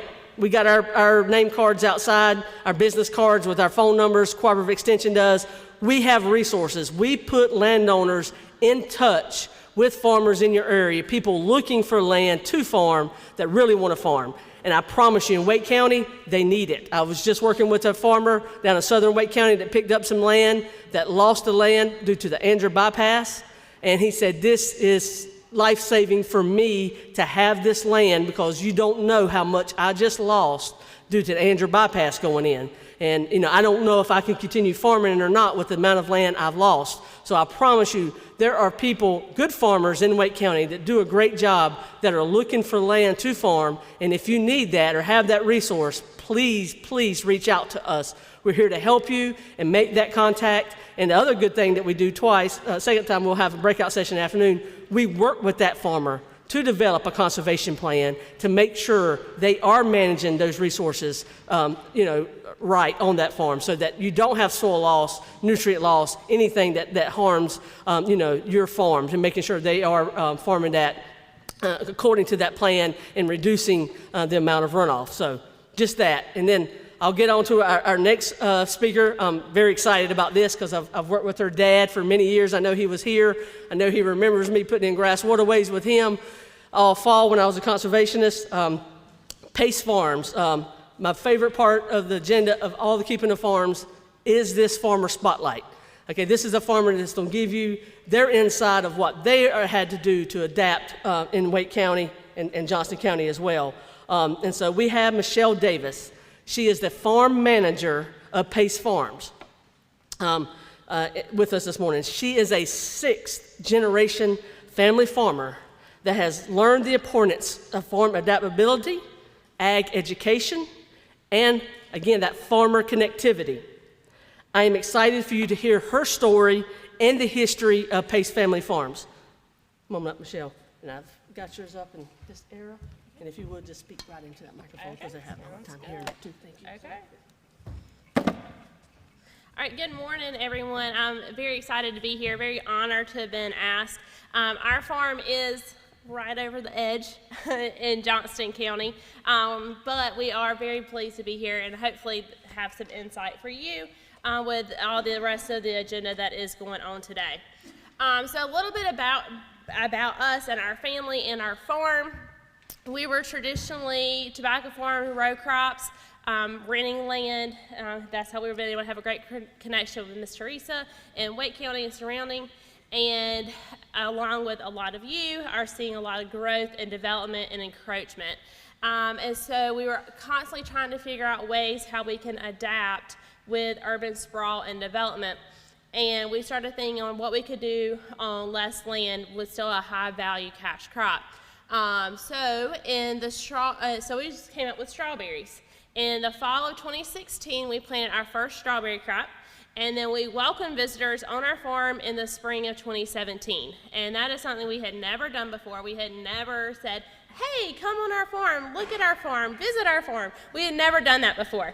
And so it was very eye-opening, to say the least, to all of a sudden welcome strangers and people from the community on our farm. But it was been a blessing, and we have continued to adapt and evolve since then. And part of that has been transitioning actually out of tobacco and focusing solely on produce. And it's been a slow transition. Every year we added something different. So the spring of 2017, we had strawberries. And then the next year we had a CSA program, which stands for Community Supported Agriculture. So it was produce boxes. And then the next year we had spring and summer produce and fall produce. So we had the CSA, the strawberries, and then growing produce for people to purchase at our farm, at our site. So here's just a few family pictures of us through that transition. And the top is me and my sister in the wagon at the tobacco field. And then our sunflower day of welcoming customers. And then the next picture to the left is actually that first year we had strawberries and a little bit of produce. Actually, so that was our second strawberry crop, but our first year having produce. And then the one on the far left is this past November at Farm City Wheat Banquet. And as part of this is I was a high school agriculture teacher before coming back to the family farm. So part of me is still a teacher at heart, so I came up with an anagram of keeping. So hopefully it will help go along. So the K is know yourself, know your strengths and your weaknesses. Our family, we have a really great partnership. We all know our strengths and our weaknesses. So that's me and my sister. We are, and my mom is also there too. We are more of the face. So we're the customer support, we're the customer relations, we're working the checkout stand, we're under the shelter, greeting customers, interacting with customers, and then our spouses, so my dad, my husband, my brother-in-law, they're more a lot of the behind the scenes. They are, on the tractor, they're doing fertilizer, they are doing everything that you can think of behind the scenes, because that's more of their personality. So we really are trying to know our strengths and our weaknesses of what we know that we can also do physically, and also what we are good at. And so that's part of it, is just know what you're good at. And then another E is encouraging. We are all in this together. So it's really encouraging to come to a workshop like this, see a room full of people, and then also just knowing who you can count on. All the vendors, all the people are outside are great support staff to be able to have, and also relationships with each other. So, depending on your size of your farm, it might be 2 acres, it might be 200. Just depending on what you have with you is what's really great. And then also your friends. It's really great to see what you have and how you're different, and how you can also be coming together. So like this picture, there's a hog farmer, there's Michelle Granger with North Carolina sweet potatoes, there's Beth Farrell with blueberries, and then also the farm wife with Meredith that does cows. So, we're all very different, but we all have agriculture in mind and as a relationship. For E, estimate, because cost is also a very big factor. So know what you've got, and if you are going to transition or try something new or something different, what is something that is very cost efficient for you or your budget? And so with us using what we have, we still use all that we have is what was already in place when we had tobacco. So our shelter and a lot of our infrastructure, so we already had. So for example, this is our first year, that picture on the far right, our first summer of strawberries that spring, we literally grabbed a pop-up table from the garage, and that was our checkout for handing out strawberries. And then we did buy a cooler, but that was right there at the loading system where we had tobacco. So that was literally all we had. When people came to get strawberries that first year, it was very basic, and it still is very basic for where we are and what we do. But also just, use what you have, use what you got, use what you're comfortable with, and then also getting involved. This right here is a great step of being involved in your community and other aspects within agriculture, but then also outside of agriculture. You hear it time and time again, and with us, we really didn't feel it or understand it once we started, until we were with the general public. Having that you hear it over and over, farmers with the 2%. And whenever you're actually talking to people that are non-agriculture is really when you start to see it and actually feel it, that disconnect. So a lot of things we try to do are things in the community and being a part of community organizations, but there's a lot of things out there that are free, and I'm all about free. And so this bottom picture is the 4th of July parade. I mean, who doesn't love a good tractor in the parade? And so that's me and my dad with a bunch of the produce that we were selling. We grabbed them off the stand, out of the farm, put them in the bucket of the tractor, and did a lap in the parade. So it was great advertising for us. People got to see what we had, and it was a good time. And then on the picture at the top was one of the local towns in Wendell does a treat trail. Again, that was free to participate. We handed out strawberry candy and our business card to 1,000 people that night. So I love being able to be a part of the community. A lot of times we were the only farm in both of those events that we were able to see, and we got free advertising for it. So again, being part of community, and then also your commodity. If you're trying to figure out, what do I want to do? Do I want to transition? Do I want to do something different? Am I trying to add a value-added crop? What do I want to do? One of the things that we have done and I really appreciate, and it's amazing, is North Carolina's commodity organizations. It really is humbling and amazing to see how all the commodity organizations in the state work together. And so we are proud to be part of the North Carolina Strawberry Association, the North Carolina Agritourism Network.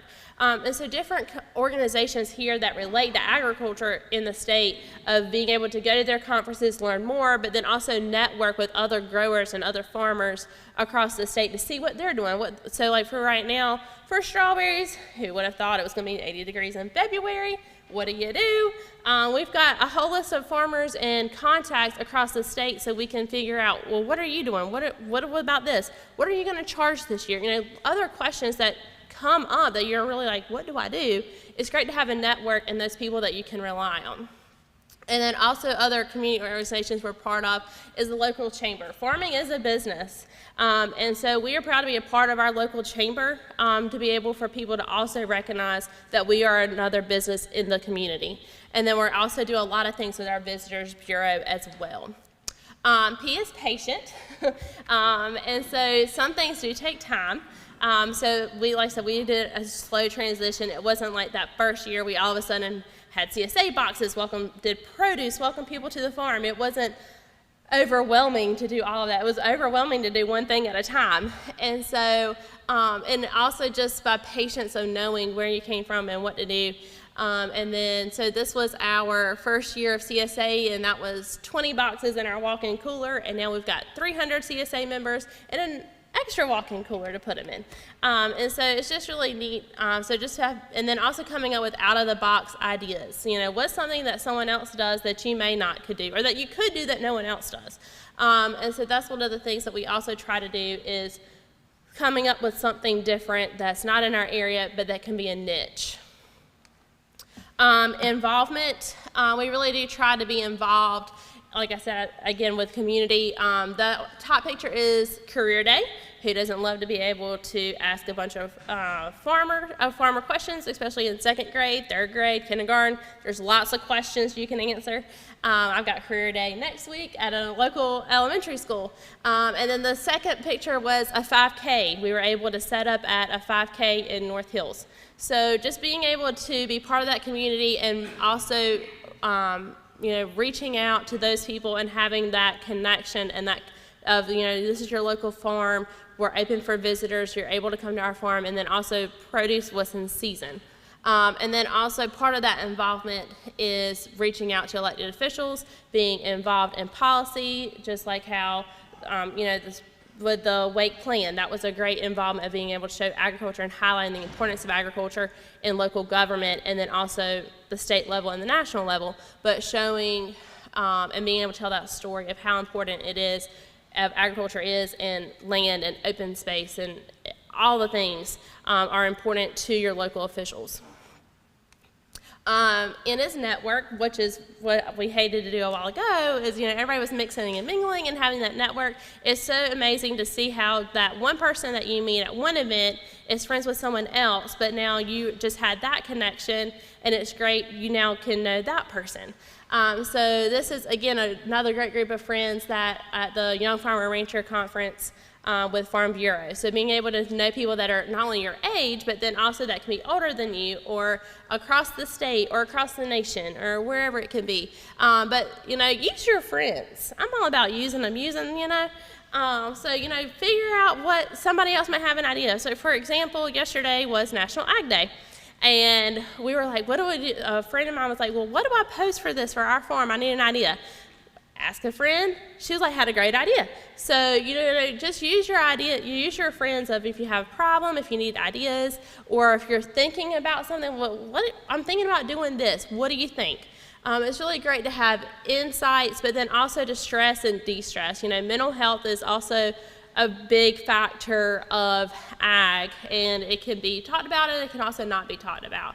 So whenever you've got those days of, I don't know what I'm doing, I don't know why I'm doing it, it's so frustrating, you're bogged down, it's always great to have that group of friends and that network that's going through the same things and can understand where you're coming from and lift you right back up to get you where you need to be. And then a lot of times you just gotta go for it. Whenever we did that first year of strawberries, we're like, what are we doing? What are we gonna do? Are people gonna come to the farm? You know, all the million questions. And so you just also just gotta dive in and do it. And so part of that is also getting social. You know, social media is a blessing and a curse.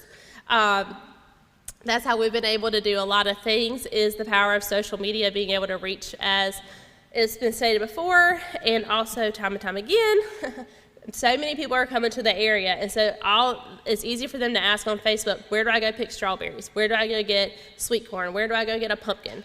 And that's been a thing that's been able to help us. And then making connections, and then also supporting other local businesses.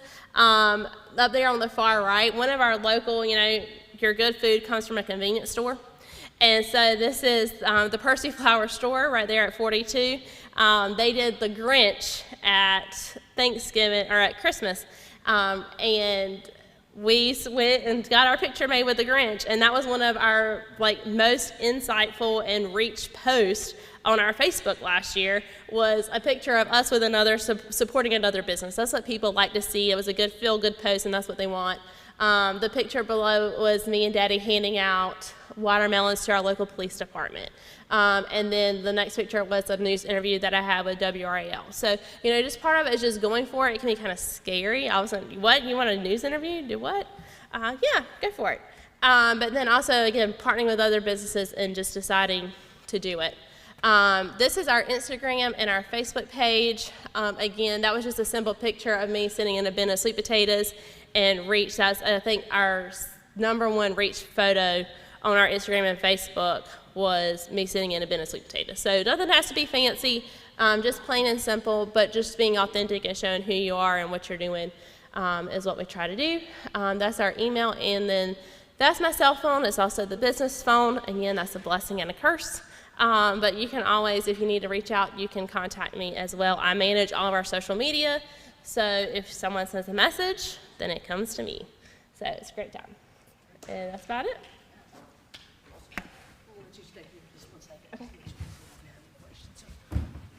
We'll have Michelle stay here just for a second. Do we have any questions for Michelle?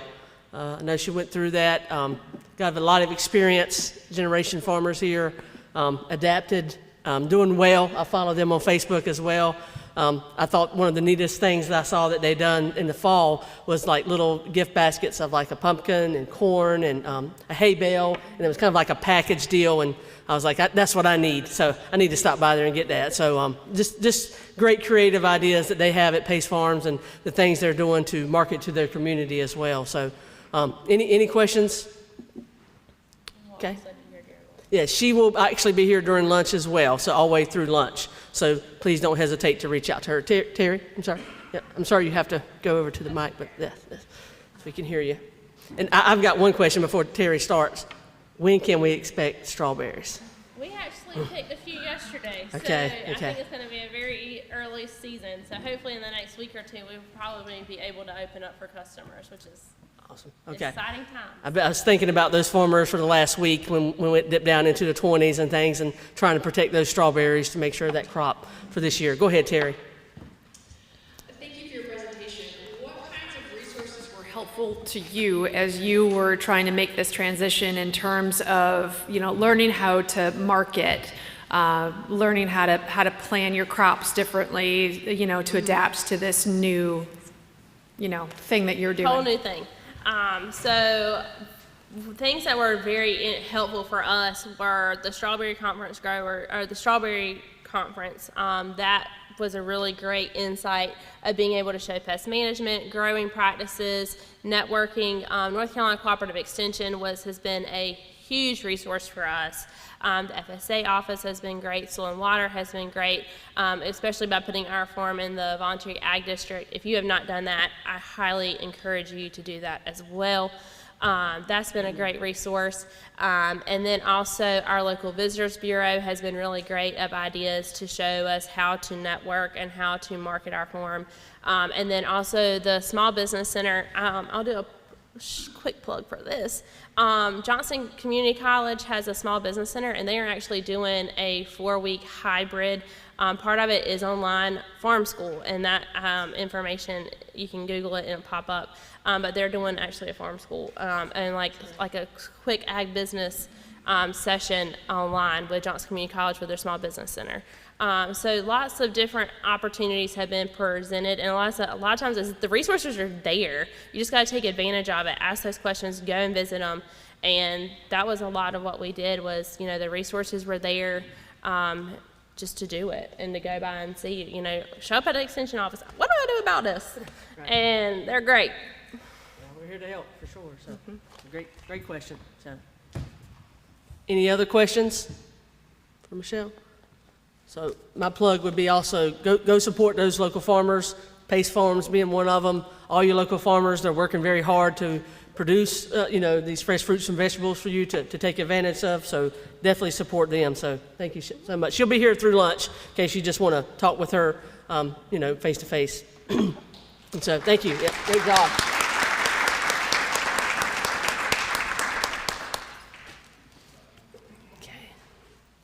Just like our next presenters are here, they're all in uniform here. So we're happy to welcome back the North Carolina Wildlife Resources Commission this year. We've had them at previous Keeping the Farms. We have Tyler Wood, Master Officer with the Law Enforcement Division, with us this morning. He is going to talk with landowners about your rights and the questions we get in our office the most often. And I know one of our conservationists, she's over here in the corner, Michaela Wren. Raise your hand, Michaela. She also worked at Wildlife. We get a lot of questions from landowners and farmers too, but mostly landowners. How do we deal with wildlife, especially if they are damaging my property? So hopefully Tyler and them is going to walk us through that and give you the information you need and answer your questions as well. So come on up, Tyler. I'm going to have you, your presentation is like this. So let me go here. And so you can just click there, and if you would. So before Officer Wood gets started, I'm just going to sit to the side and stay out of the way because that's normally what I do best. But y'all got to do me a favor. Y'all got to smile. So Officer Wood's going to go through his presentation, but we are going to be here to answer questions whenever everything finishes up. Can you talk in the mic? Yeah, it says I can hear you. Talk in the mic. You're loud, but you be louder now. So we will be here through lunch as well to answer any questions that don't get answered at the end of his presentation. We know normally the presentation is the part that people will pay attention to, but there's always questions that we get from landowners. So feel free, ask all your questions, and we will be here at lunch to answer questions as well.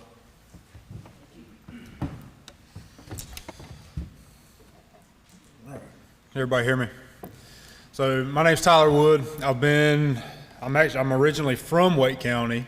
I grew up just south of Garner, and I was hired by the Wildlife Commission in 2013 and was sent to District 1, which is the northeastern part of the state, and I stayed there for about 8 years and then came back here in 2020, I believe.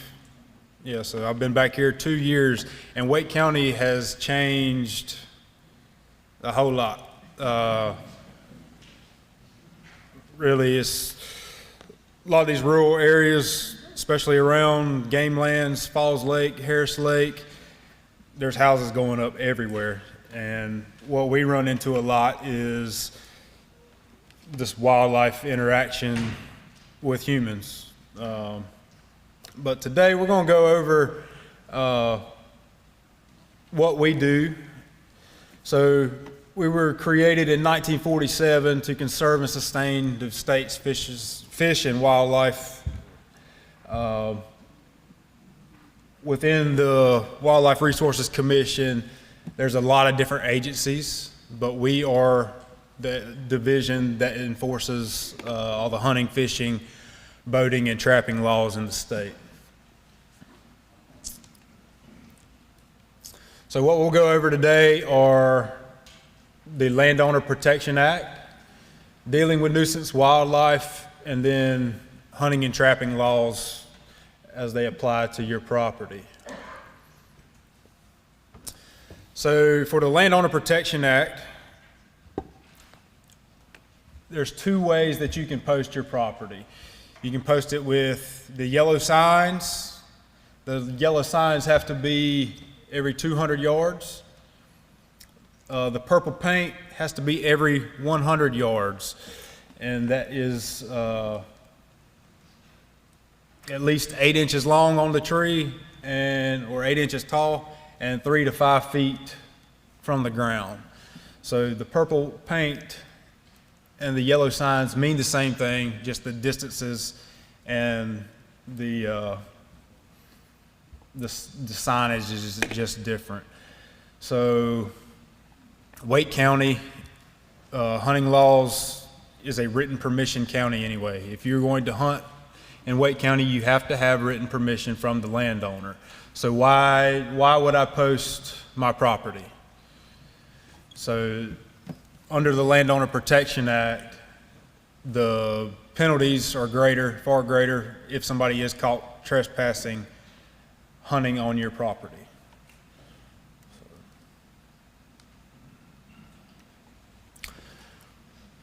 One of the big things we deal with is wildlife. How do farmers or landowners deal with wildlife? A lot of the people that are calling us about depredation, they live in suburban neighborhoods. Deer coming up eating the rose bushes. What do I do about it? Well, that's your property. If the deer is causing damage to your property or to your pocket, you have all the rights in the world to take care of that property or that problem any way necessary. Sometimes we will write permits. If you are going to take an animal with a firearm in a neighborhood, we are probably not going to write a permit because we are not going to tell you that it is okay for you to shoot in your backyard and potentially hit somebody's house. However, bigger farms, you know, as long as you can do it safely, you are not required to have a permit. And we will go through some of these scenarios. But Canadian geese, we're getting ready to come in. I guess their hatching season will be here soon, and there will be little baby geese running around everywhere. Beavers, a lot of you have property with swamps on it. And when we get a lot of rain, it'll flood into your fields. So being able to control the beaver population. Okay, so if you go to our website, there is the wildlife helpline, and this can give you information on how to deal with wildlife issues. They are open 8 to 5, Monday through Friday, and their number is here. I don't know if you can all see that, but it's 866-318-2401. And call that number during regular business hours, and they can kind of walk you through if you're having problems with certain wildlife. Most of the time, they will give you either an officer's number for that county or get you in contact with a district biologist.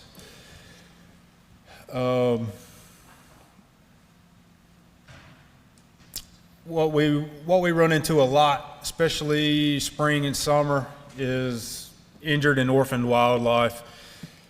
What we tell folks, the best thing to do is just let nature take its course. How harsh that could be, but you're doing a much more disservice to that animal by taking it in and, you know, bringing it back to health, and then he's reliant on the human to keep it alive. Diseased and sick wildlife, you know, if you can see issues with animals that look sick on your property, you can call this number. They can give you an idea. Our biologists will be able to tell you a lot more in depth what could be going on. Also, they have this, if you want to do it yourself, do the research yourself, you can look up by animal. It'll give you different habits and ways to solve those problems that you're having with those animals. So depredation, do I need a depredation permit if animals are causing damage on my property? Okay, so it's going to depend on the animal that you are depredating and also what you are going to do with that animal once it's been euthanized. So a lot of people think that they want a permit anyway because they think they're doing something wrong. They think they're breaking the law, or you got nosy neighbors that wondering why you're killing the pretty deer out in your garden.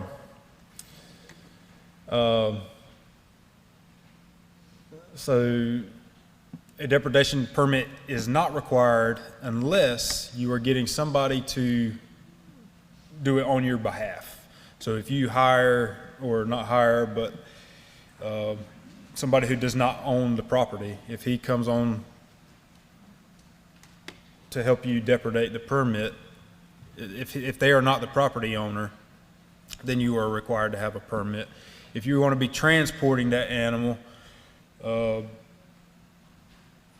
a different location, or giving that animal to somebody for consumption, they need a permit as well. You can just make a copy of that permit and send it to them.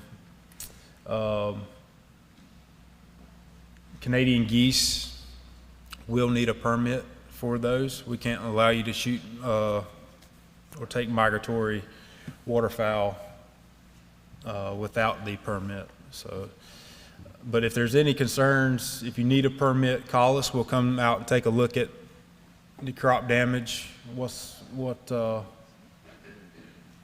going on, and see if we can help you. Beaver depredation, you're not required to have a permit. You can kill your beavers year-round. You can trap them year-round as long as it's on your property.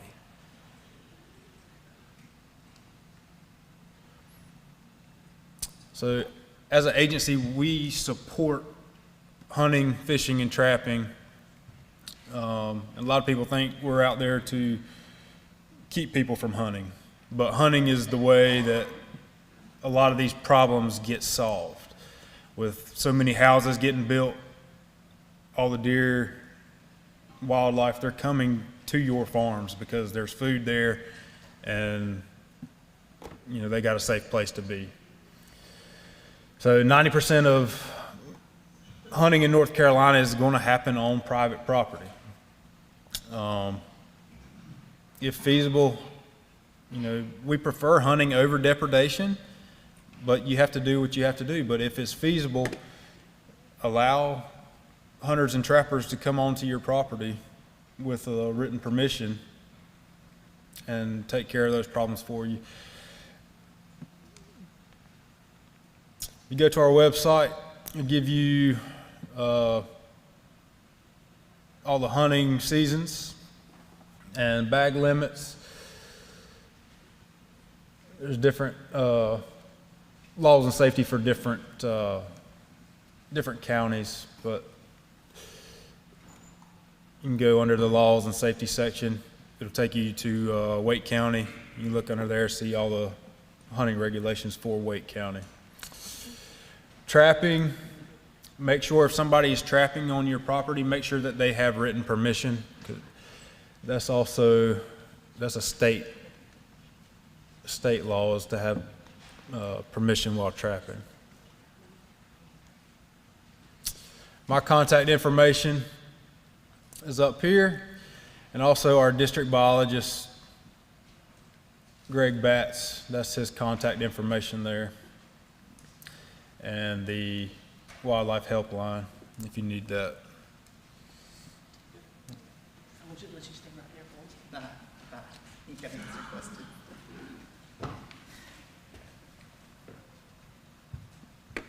Any questions for Tyler? Regarding, Talmadge, please come on up. I'm asking you to come up to the phone because we are streaming this live, and without that, they wouldn't be able to hear your questions that's been asked, because they may have the same question. So regarding trespassing, property boundary marking, like you talked about, wildlife, any of those issues, I know that they'll be glad to try to answer for you. Go ahead, Tom. Just two short questions. What's the prevalence of rabies in Wake County and surrounding that area? And are coyotes populating the county now? What was your first question? Rabies, prevalence of rabies in the county. Rabies, yeah. And Prevalence, wildlife. prevalence of rabies and wildlife in this area, in the surrounding areas. So when it comes to rabies, normally we are not the ones that are involved with testing for rabies. That's going to be Health and Human Services. And a lot of times you do not test for rabies normally unless it has been some type of human contact with that animal, scratch, a bite, or if somebody's been handling it for a long period of time. But we do not test for it. That'd be Health and Human Services. So that we would have to reach out to them to get numbers for that. Question. Yeah, it's what about coyotes? There's coyotes everywhere. The best way to get rid of them is to trap them. Let a licensed trapper come and trap. And actually on our website, there's a list of licensed trappers that their cell phone numbers are on there. You can give them a call. Or if you just know somebody who's trying to get into trapping, it's a great way to get new people out into enjoy the outdoors. Thank you. Any other questions in the audience? Y'all will be here through lunch as well? We will, because I know there's more questions out there. Yeah, there are, I'm sure. They will be here through lunch as well, so when we break for lunch, please grab these guys before they get going if you have any questions. So, and we've got their contact information. These, you know, like we told y'all earlier, everything will be posted online. So even after this event, we'll be able to get in touch with these guys with any follow-up questions you may have. Maybe you don't have it now, but maybe, you know, a month or two down the road, you run into a problem, we can still get you in contact with them to be able to answer your questions, okay?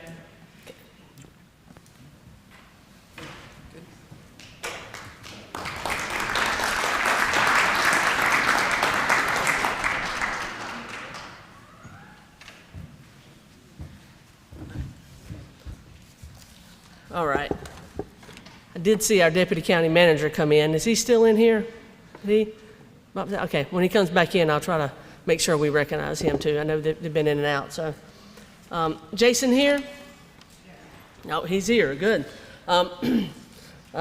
Jason's probably been with us just as long as the tax administration office has been with us. It's been a long time. We've had a great working relationship with Jason Page. He helped us welcome him back, number one. He's with the law office of Jason R. Page. I know he's going to say this. So I love this. It's kind of like one of those commercials that come on. He's not here to provide legal advice at all, okay? That's not the intent here.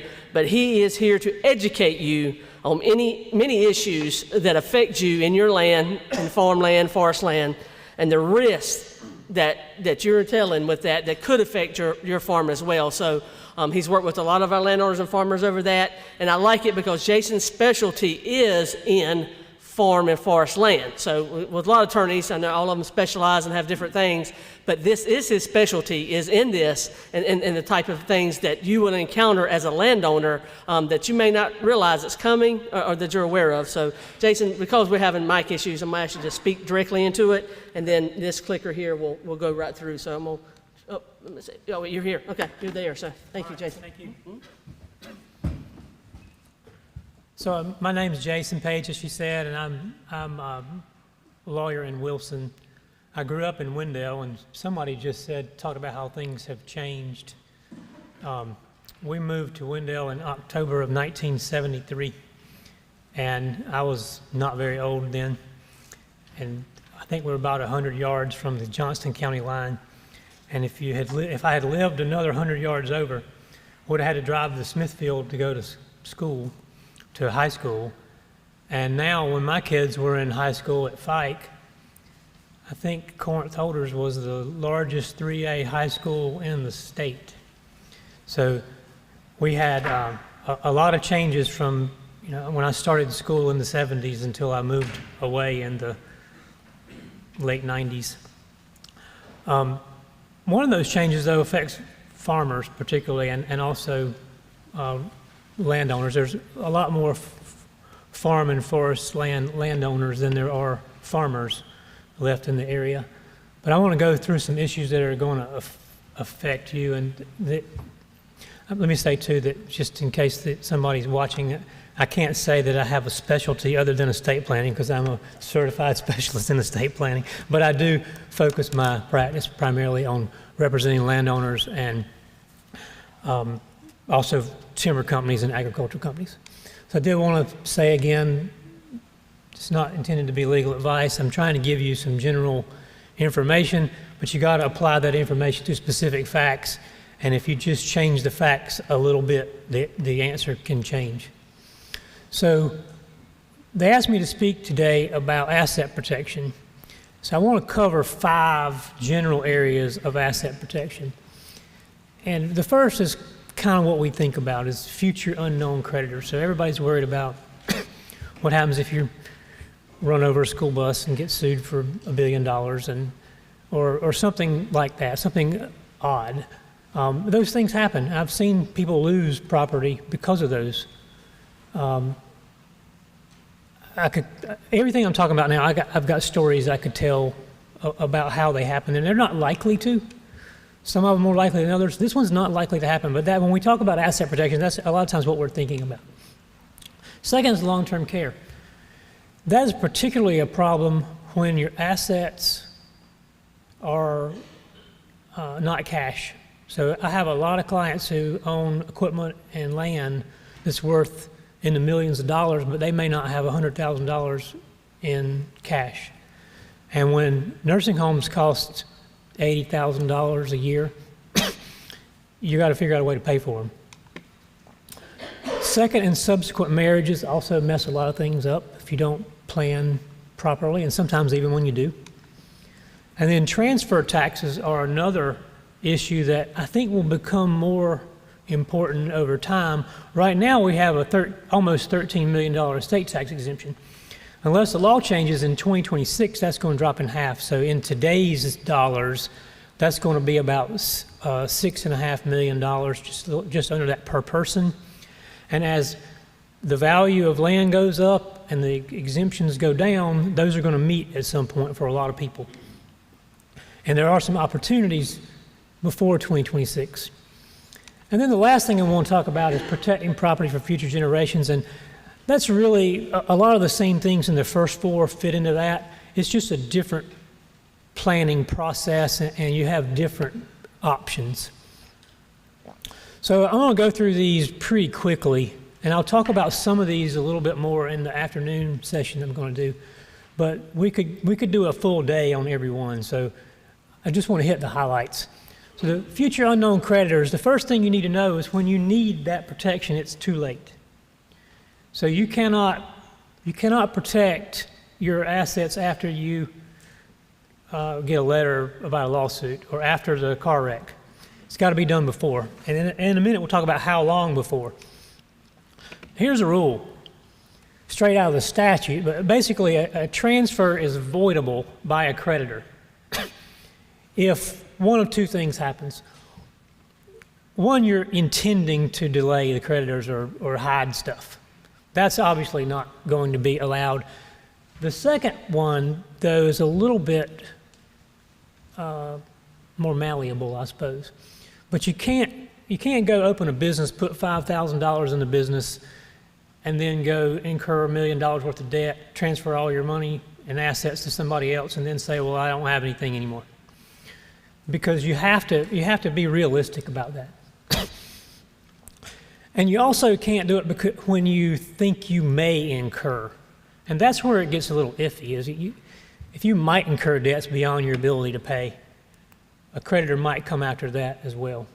And I can't tell you how many times people come in to see me about asset protection after they get the demand letter. So that just doesn't work. The statute of limitation, which the Court of Appeals has said is also a statute of repose, means you can't do it after 4 years regardless. It's 4 years. So a statute of limitations is you have, once you realize you have a claim, then you can bring it. So for instance, they can be in some instances told. So if you're 14 and you're getting a wreck, you got a 3-year statute of limitations. But there's going to be a statute of repose on that at some point. I don't even know what it is. It might be 7, 8 years. But that statute of limitations is told until you're 18. And there are a lot of times when a statute of limitations can be told, but a statute of repose, it's too late. The best example of that, you can't go buy a 1976 Pinto with a bad gas tank and say, I only bought this last year, it's only been 3 years and now the gas tank exploded, because the statute of repose expired a long time ago on that. What this means is when you do planning for asset protection, you need to do it 4 years before you need it. And in a minute, we'll talk about, there's a 3-year, 4-year, 5-year, and 10-year rules on that. So the tools that we use, and I'm talking about real estate here primarily because that's what most of my clients want to protect.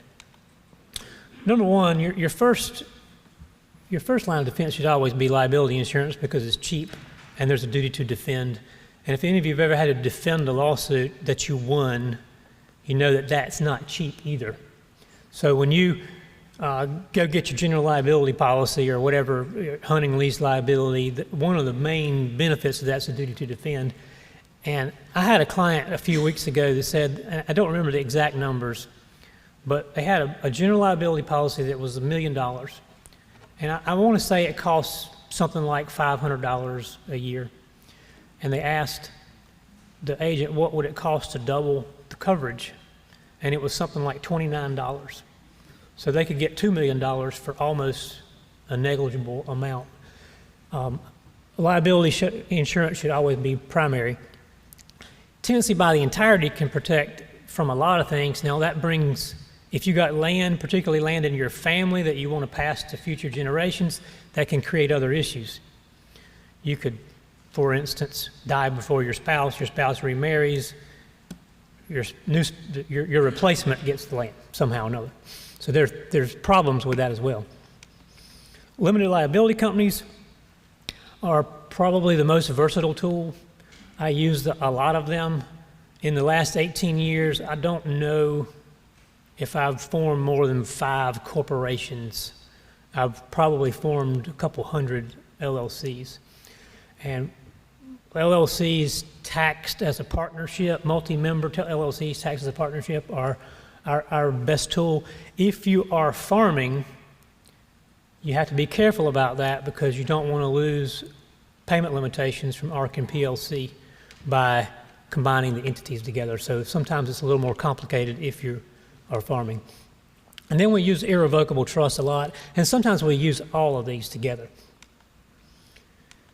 All right, I told you that it was going to be quick, but I want to get through all of it. So if you want to talk about any of those in any more detail, I'll probably mention those this afternoon.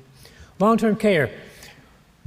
The reason I don't count long-term care as a creditor is because a creditor is somebody you owe money to already because they already did their end of the bargain.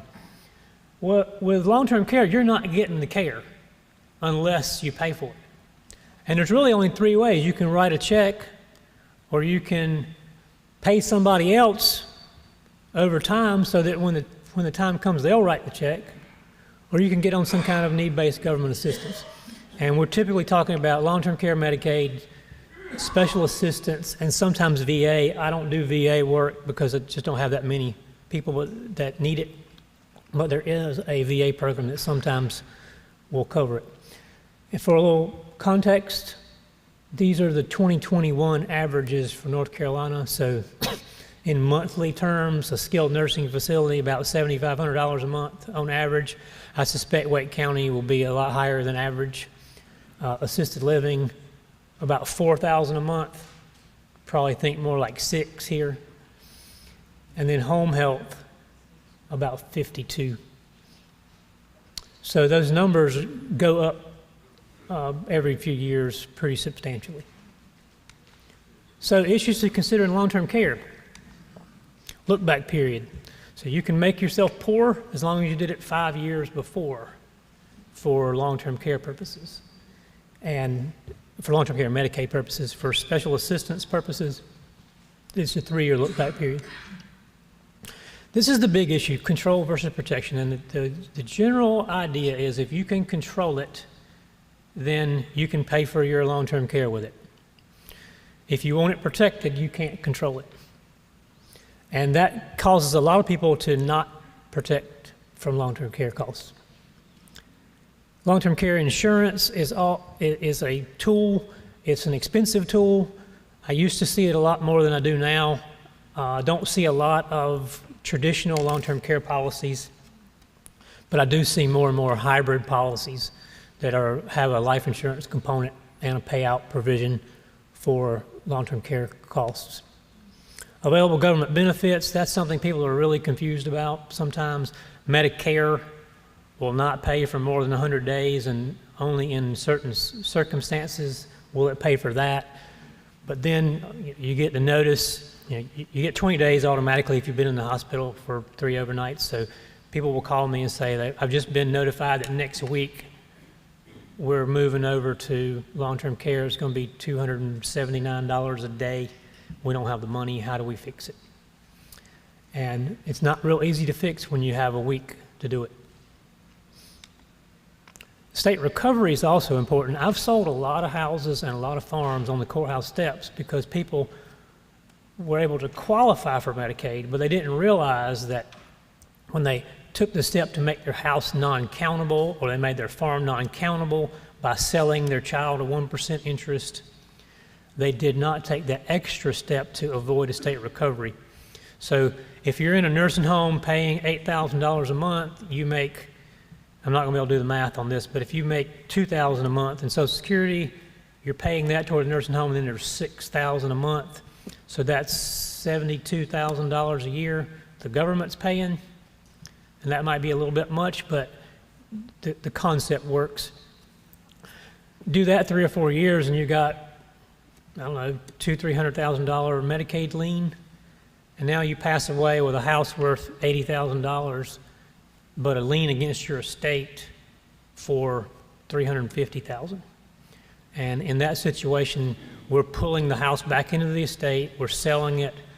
Notice has to be posted in the courthouse with upset bids, and then we take all of that money and pay back toward the Medicaid lien. And it can be avoided if you do it in time.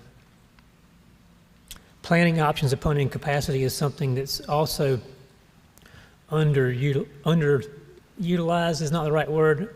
People don't think about it. I've gone through lots of issues because mom or dad was now, their capacity was such that they could not do planning options anymore. And there either was not a power of attorney in place, or the power of attorney did not allow the specific task that we wanted to accomplish. I've protected or helped people protect literally millions of dollars of property with a power of attorney before. But I've also had really hard conversations that we can't do this because there isn't one. And you don't really want to have to go petition the clerk of court to say, can I shift this around a little bit so the taxpayers have to pay my mama's long-term care and I get to keep the farm? They typically don't react well to that. But if we have a power of attorney that allows it, we can. Planning with title transfer just means deeds. We can do a lot with deeds. It's changing. I believe it'll continue to change and get harder, but we can accomplish a lot right now with deeds. So there's a lot of tools out there to use to protect things. The sooner you plan, the easier it is to be successful. The last thing to bring up is that when you do use deeds, you have joint ownership problems, like your kid gets divorced and now the property's tied up in an equitable distribution case, or your child files bankruptcy and there's a judgment against your property.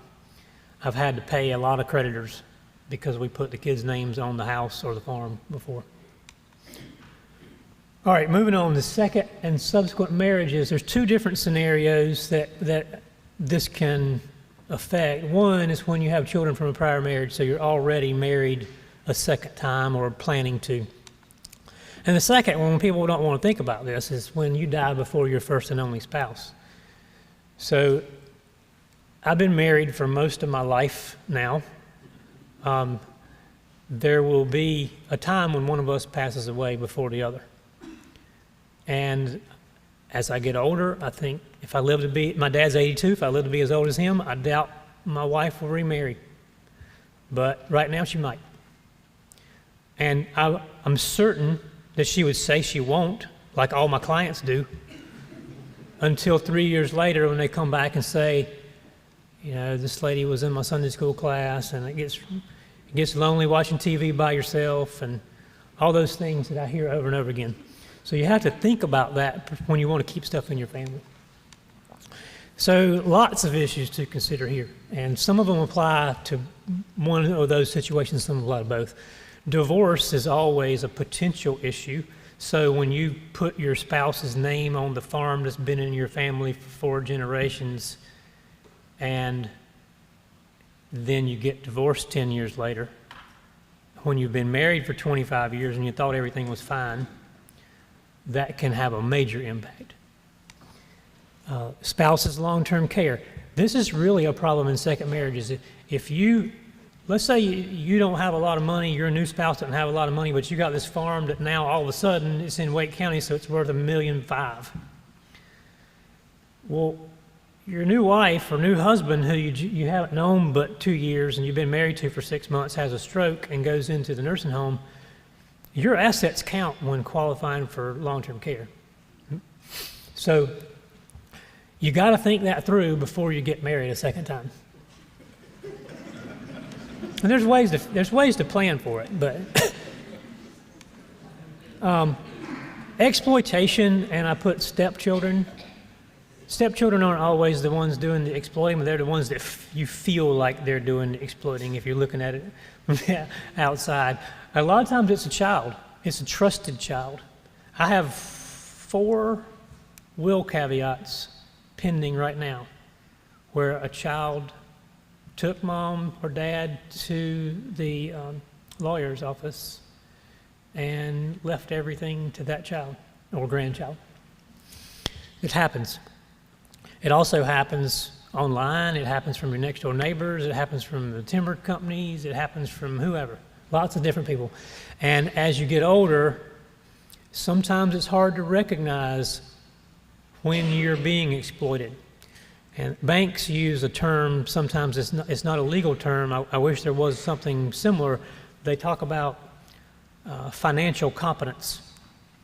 And if you ever hear the difference between, I forget the words for it, but it's fluid intelligence and some other kind of intelligence. It's about kind of like wisdom versus the ability to use your phone. So that fluid intelligence stops and it levels off at some point, 30 or 40 or 50 years old, sometime like that. But then as you get into your 60s and 70s, it goes back down. But the wisdom stays the same after however, 50, 60 years, whatever it is. So you could be 80 years old and feel like you have good competence, but still you get fooled by the publisher's sweepstakes. And I see that a lot, and there's no good answer to it. But you have to be able to acknowledge that it's there. Elective shares is a major problem that people do not consider, and I'm going to talk about that in a couple of examples in a minute. But in second marriages particularly, it could happen in a first, but I've never known anyone who wanted to take money away from their kids. But people take money away from their stepchildren pretty regularly. And the law in North Carolina, on the day you get married, you're entitled to at least 15% of your spouse's total net assets. And it goes up to 25% to 33.33% and to 50%. After 15 years of marriage, if you've not waived it, you're entitled to 50% of your spouse's total net assets. So you fix that with a premarital agreement or a postmarital agreement in a second marriage. Marital trusts are another option, which I'll talk about in just a second through some examples. And then you can also just leave stuff to your kids even if you die before your spouse. You have to take that elective share into consideration. So I want to give you some different scenarios and talk about the problems with each one. And you'll see there's no real good answer to this, and I'm just scratching the surface here. But so Mike and Carol do their estate plan, and Mike says everything to Greg, Peter, and Bobby. and Carol gets nothing. That works if Carol signed the premarital agreement. Otherwise, the public policy in North Carolina is you can't leave your spouse destitute. So Carol's going to get $60,000 marital allowance, which is personal property. She's going to get the car and 60 grand in a bank account. And then she's going to go, if she wants to, file a petition for elective share and take some money away from the kids. Now, this is my favorite because it might work. I probably would want a little bit better odds than it might work. But people come in with this in mind pretty regularly. They have similar plans all to Carol if she's living, and then when Carol dies, she's going to leave it 6 ways to both sets of kids. I've had a number of times when both spouses came in my office and did this, and I point out the problems. She could change it, he could change it. Nobody's concerned about that. Nobody would ever do that. Everybody gets along. They're just like biological siblings. And then 2 months after one of them dies, the spouse comes in and says, I want to change it. I never really liked his kids anyway. And under those specific facts, I can't do that. But it's very fact specific. Somebody else can, though, and will. And then those kids come into me when the mom dies 5 years after that. The kids come into me and said, I thought they had wills that were similar. And it says here, right here, that it's supposed to go to all of us, and then it doesn't, and there's nothing you can do about it, unless there's never anything that's 100%. There could be facts where there were agreements not to change it, but I see it pretty regularly where that happens, and you can't change it. Now, if we just say we're going to leave the elective share amount to Carol and then everything else straight to the kids, that works. You just have to be comfortable that up to 50% of your estate could go to Carol's new husband. This is another popular way to handle this. It's not ideal for anyone, and that's some or all of the money to a trust for spouse. And then after spouse's death, if there's anything left, it goes back to the first spouse's kids. And that sounds like you're giving the same thing away twice, but you can't give it away but once. So sometimes the money's gone. Sometimes it just creates problems because the kids are remainder beneficiaries. They get to see accountings every year. They're going to question why stepfather, stepmother spent this money. Then sometimes the parent, the living spouse, is scared to use any of the money because they don't want to upset the kids. Sometimes they spend every nickel they can just to make sure they spend it down. So again, not a great answer, but it's one of the only answers. So there might be other options that I don't know about. I'd love to hear them if there are, because I've done this a lot of times and I've picked up the pieces from the problems a lot of times. Sometimes we use combinations of them. And sometimes it's, if you're young enough, buying a big life insurance policy to leave to either the kids or the spouse is a good option. All right, moving on to transfer taxes. There's 3 different transfers. And people, everybody pays income tax, so we get used to thinking, I pay taxes on my income. This is just for the privilege of transferring stuff to somebody else. So we got gift taxes and estate taxes, which are they're 100% connected, and they're sort of connected to the generation skipping transfer tax as well.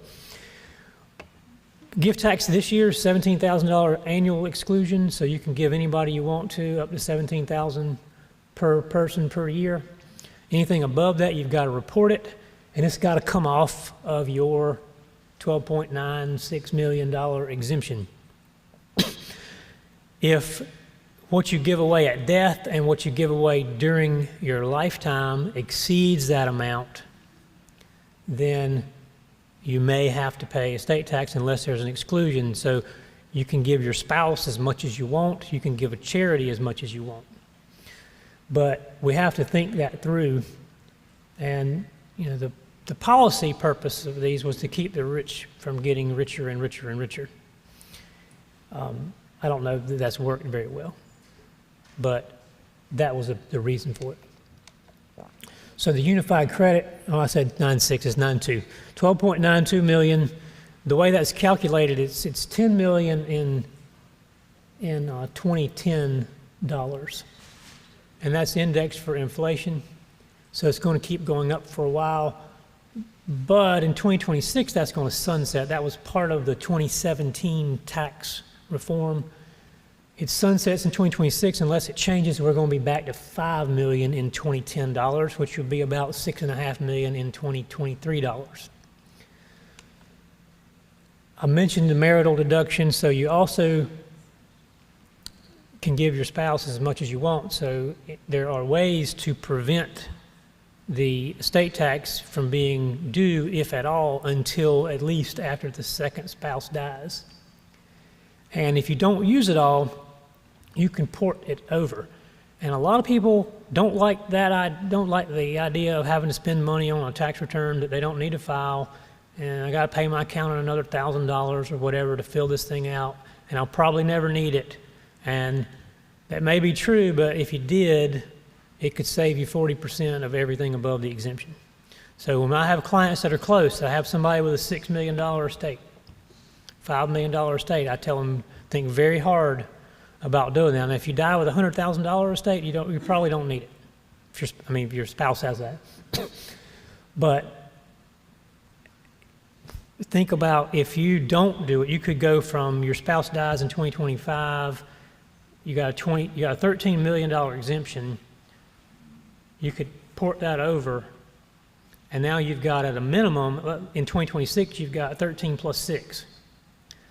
And that's a big difference from just having 6 when it goes back down. Again, it doesn't affect everybody. There's worse problems to have than this, but it is something that you need to plan for. So issues to consider: capital gain versus estate tax. If your farmland used to be worth $5,000 an acre and now it's worth $100,000 an acre, and you think your kids might need to sell part of that, you're definitely going to want the step up in basis if you can get it, because you don't want to pay that 23.8% maximum capital gain rate on the sale. You also don't want to pay 40% estate tax, though, so you have to balance those. We typically want to use as much as we can to get the basis up, but then we have hard questions to answer. So if you, in 2026 or 2025, if you've got $10 million or $5 million, whatever, some large value worth of land and other assets, and you think, well, if I use my exemption up, then maybe I won't pay any estate tax, but I'm going to lose that basis step up. You have to decide which one's worse, and sometimes it's not easy. The effect of old estate plans, again, a pretty common pattern. Someone dies, they bring me their will that they did in 1992, and there's a bypass trust for spouse, and the survivor says, no, I don't know anything about a trust. And then I explain what it is. Oh, well, that's not what I wanted. Can we just ignore it? And the answer to that's no. You can go to court and get it modified. You may be able to decant it without having to go to court to modify it, but you can't ignore it. But what happens is you lose the basis step up a lot of times because you didn't plan for that. I had a client a few years ago whose father died in 1974. He started farming. Dad left the farm to mom for life, then to my 3 children. Mom died in 2017. And the kids inherited that farm, which was a gorgeous farm with center pivot on it. The farmer's son lived there. He'd been farming it since '74 when he quit college to come home to finish the year out. Well, now they inherit under the 1974 basis. So he goes to buy his sisters out, and they owe $75,000 in capital gains. And that didn't sit well. If he'd have put one more sentence in that will, which nobody knew about in 1974, but if you'd put one more sentence in there, you could have avoided that by giving mom a way to get a step up in basis.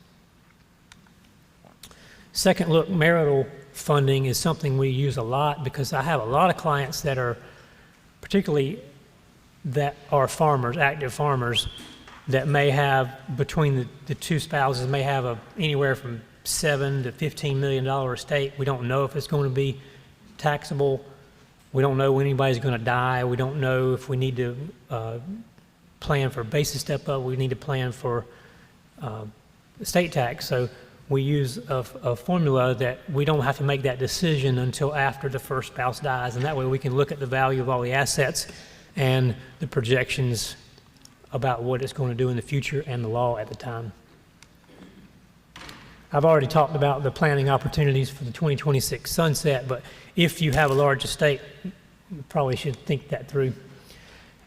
I think I mentioned LLCs in 750, maybe not 754 elections, but the reason I like partnership LLCs is because when you pass away, your share of the LLC always gets a step up in basis.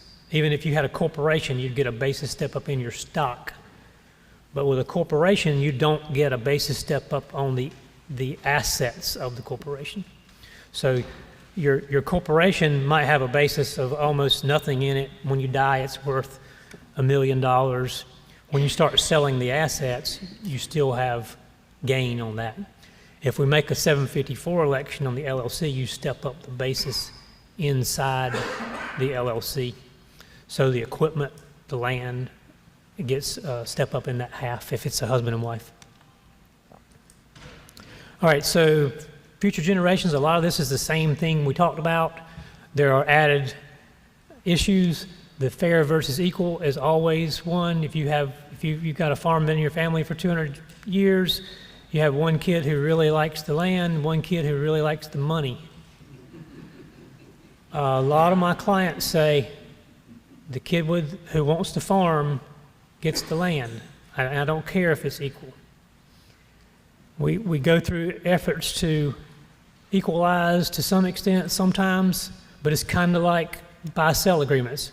Three brothers go into business farming, they do a buy-sell agreement, they buy a life insurance policy of $250,000 apiece. Now 30 years later, their third is worth $7 million. So when they pass away, the corporation's got $750,000 to pay, or $250,000 to pay this family, but we don't know how we're going to pay for the rest. And it's kind of the same thing with farming. Most of my farm families, if they've been in it a long time, they've got a lot of stuff. They've got land that accumulates, they've got equipment that accumulates, and sometimes they don't have a lot of cash. One client, I always tell him if he finds a quarter under the couch cushion, he goes and buys a piece of equipment with it. But he doesn't save anything. You can't underestimate the effect of your child's spouse on decision making, particularly when you're gone. If you're the one holding everything together now, that might not work. Effect of a child's divorce, I mentioned that earlier, but it's something that has to be planned for. Back up and say one thing here too, premarital agreements work well on this. They also keep the new spouse from having to sign the annual $10 million operating line note, which is often a surprise to the new spouse who has to personally guarantee her husband's $10 million operating line. I've done a lot of postmarital agreements, well not a lot, but a few postmarital agreements to avoid that. Creditors' lawsuits, judgments, tax liens, all those things can affect land. If you got a child who's in a riskier business than normal, they own a small business, they're a doctor, a lawyer, somebody with personal liability for professional negligence, I think probably small business owners that are providing services are usually the ones that I see the most risk in getting lawsuits against them. But you can protect your land from that too. And then trusts and LLCs are things that we use to prevent that. So I know that was pretty quickly, but if anybody's got any questions, I'll be glad to answer if you have any time. We do have time. So, anybody have any questions for Jason? for right now. If you can, come to the mic if you have a question, and he will be in the afternoon breakout session. It's a little bit more smaller groups, so we will have the opportunity then as well. He'll be here through the afternoon, so please go ahead. Hi there. In the part of the talk about long-term care, you talked about a concept, I think it was protection versus control. I didn't understand. Can you try me again? Yes, Thank you. so let me give you an example that will explain that. If you want to protect, let's say you have a LLC that operates a farm, and you have a LLC that owns 1,000 acres of land. But you want to protect those from your long-term care costs. One way we would handle that is we create an irrevocable trust, and we put both those LLCs in the irrevocable trust. But you can't be a beneficiary, and you can't be a trustee of those trusts. So you basically have to give it away. And you cannot have a side agreement or anything that makes that not work. It has to be legally relinquishing all of the power to handle that. Now, your kids, hopefully, if you need a hot water heater, they're going to buy you one if you gave them all the land. But you can't make them do it. And if you try to force them to have to do that, it doesn't work. So it has to have an actual effect. And that's pretty common in the tax planning cases as well, is you can't do stuff in form only. It has to be real. So real quickly, one other example I've used is one spouse has a lot of assets. The other spouse doesn't. Well, we want to try to equalize that and then protect it. And last year, there was a case where husband gave wife a bunch of money. I don't remember what it was, but let's just say $13 million, $12 million, the exemption amount. She turned around and immediately put it in a trust for the benefit of husband and his children, and used her exemption for that. And the IRS said, or the tax court said, that wasn't real. She had no stake in that. There was no way for her to lose it. She couldn't control it. It was done. It was decided before you ever did it. So you have to actually give it away to your spouse and give your spouse a chance to go to Atlantic City with it, or to give it to their kids, or it has to be at risk for you to get the benefit of that. And the same thing with these trusts is you can't protect it and also get all the benefits from it. And I guess there's one thing similar about land. If you got 5 years, you can do a standard life estate deed where you give your kids your land subject to your life estate, and then after 5 years, it's not a gift anymore. And there's ways to do that, not as safely, but there's ways to do that without having a 5-year look back. But if you do that the standard way, my kids are Luke and Sadie. I give my property to Luke and Sadie. I reserve a life estate. Well, now if Luke gets a judgment against him, or Luke decides to sell his life estate to someone that I don't want owning my land, there's nothing I can do about that. So I can't 100% control that. Now, I've had parents sit down and say, parents with their 50-year-old kids sitting in my office, and I say, are you comfortable that they're going to do what you asked them to do just because you're their daddy? And sometimes they say, absolutely I am, and they better. Sometimes they say no. I mean, you think about that. So the control thing, it's just an oversimplification of it. But generally, if you can legally control it, it's countable for long-term care purposes. That answer your question? Thank you. Thank you. Any more questions? Quick ones? He will be here this afternoon, so, and I know you may have some. Yep, I see you, David. David Adams, come on up. I'm so glad to see you. I think you'll have to come to the mic if you can. If you can come to the mic. Come on, David, till y'all both come on up and ask the questions. Thank you.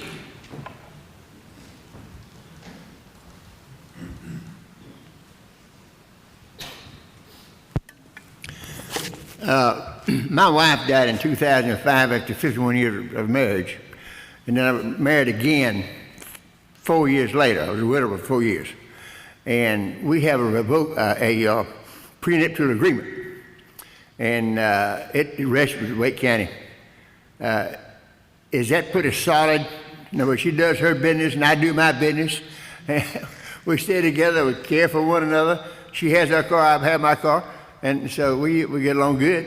But what is the what is the protocol later on if I were to pass away? I think the best I can say for that is that that is a valid planning tool that people use and is often successful. I have seen people contest a premarital agreement before. That's typically in a divorce situation, not after death. But I've done a lot of them, and I hope they work, the ones I did. But I can't really speak specifically to yours, but I do think that is a planning option that is effective if done correctly.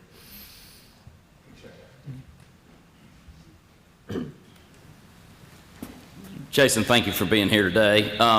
Knowing that the federal estate tax exemption this year is roughly $12.9 million, if you gifted, let's just say for an example purposes, $10 million to your children this year and used up that $10 million of exemption against the 12.9, look forward to, say, 2027, you pass away, the exemption drops to what you estimated to be about $6.5 million.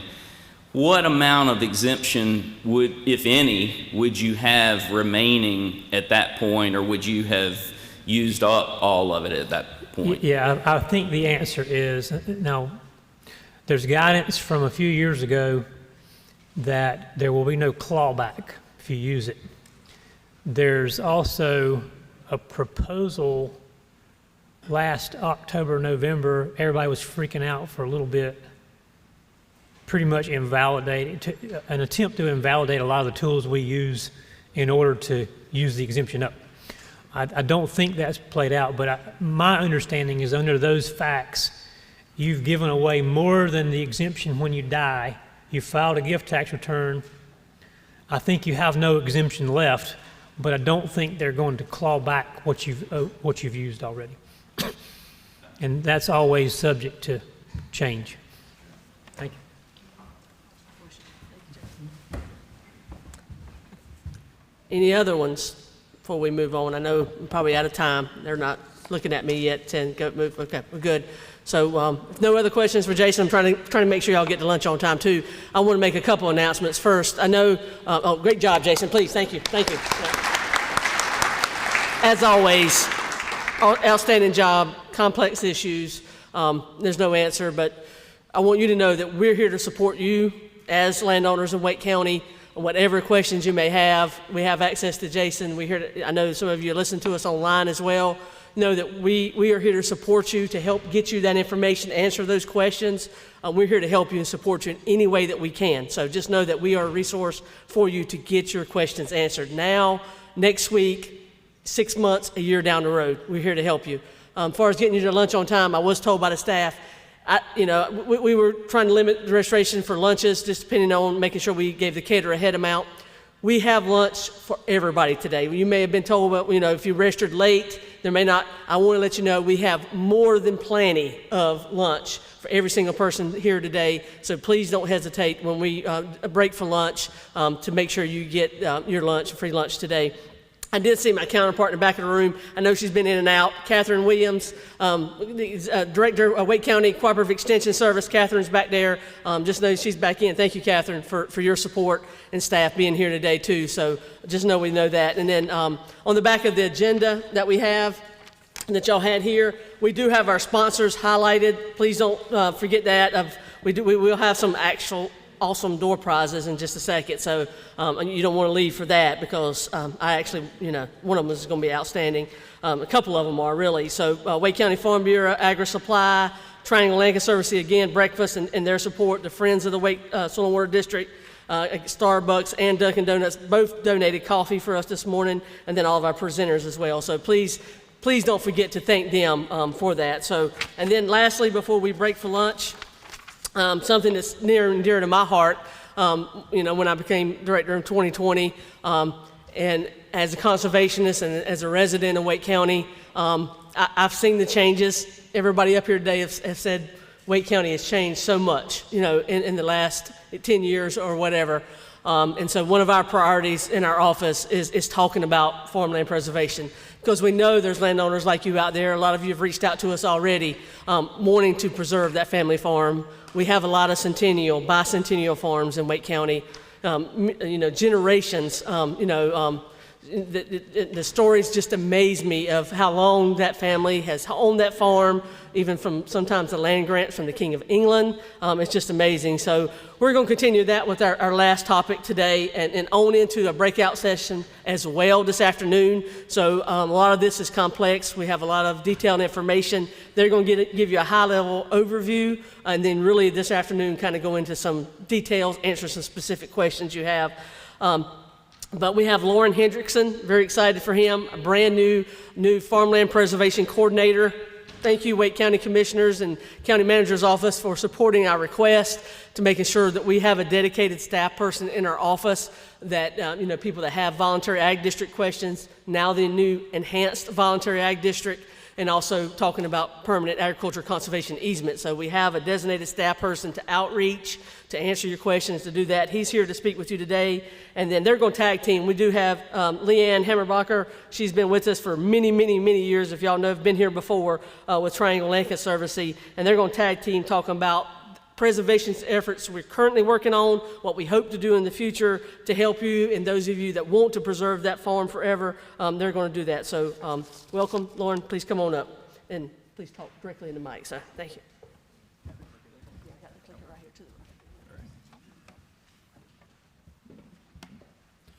All right, can y'all hear me okay in the back? Good? Okay. Well, I just want to say thank you again, like Teresa said, for allowing me the time to speak today. I'm excited to be here. I'm still very new, learning about my position. But again, my name is Lauren Hendrickson. I'm the Farmland Preservation Coordinator for Wake County Soil and Water. I've been in the position right around 6 months, and I was here a year before that as Conservation Specialist, so I'm still learning a lot every day. But I'm excited to tackle these issues and try and be a part of solutions for the folks in this county. So I probably don't need to tell anyone in this room, Wake County is growing, and it's growing quickly. And I think you've probably seen some of these numbers already today. So current growth projection for Wake County is another 250,000 residents over the next, what's that say, 10 years up there. That's no surprise to anyone in this room. And the land conversion metric that I like to quote is we expect another 28,000 acres of land to be converted for new development in the next 25 to 50 years. Those numbers can change depending on who's making the estimate. I have another number later that will give you a slightly different projection. Either way, it's a very important thing to consider, how quickly things are changing.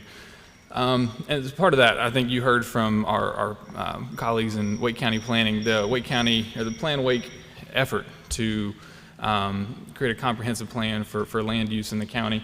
The number one response they heard from folks was around preservation of open space, farmland, meadows, ag land, open space, green space really is what they heard in their feedback process. And because of that, they had the goal of setting aside 30% of Wake County land for open space.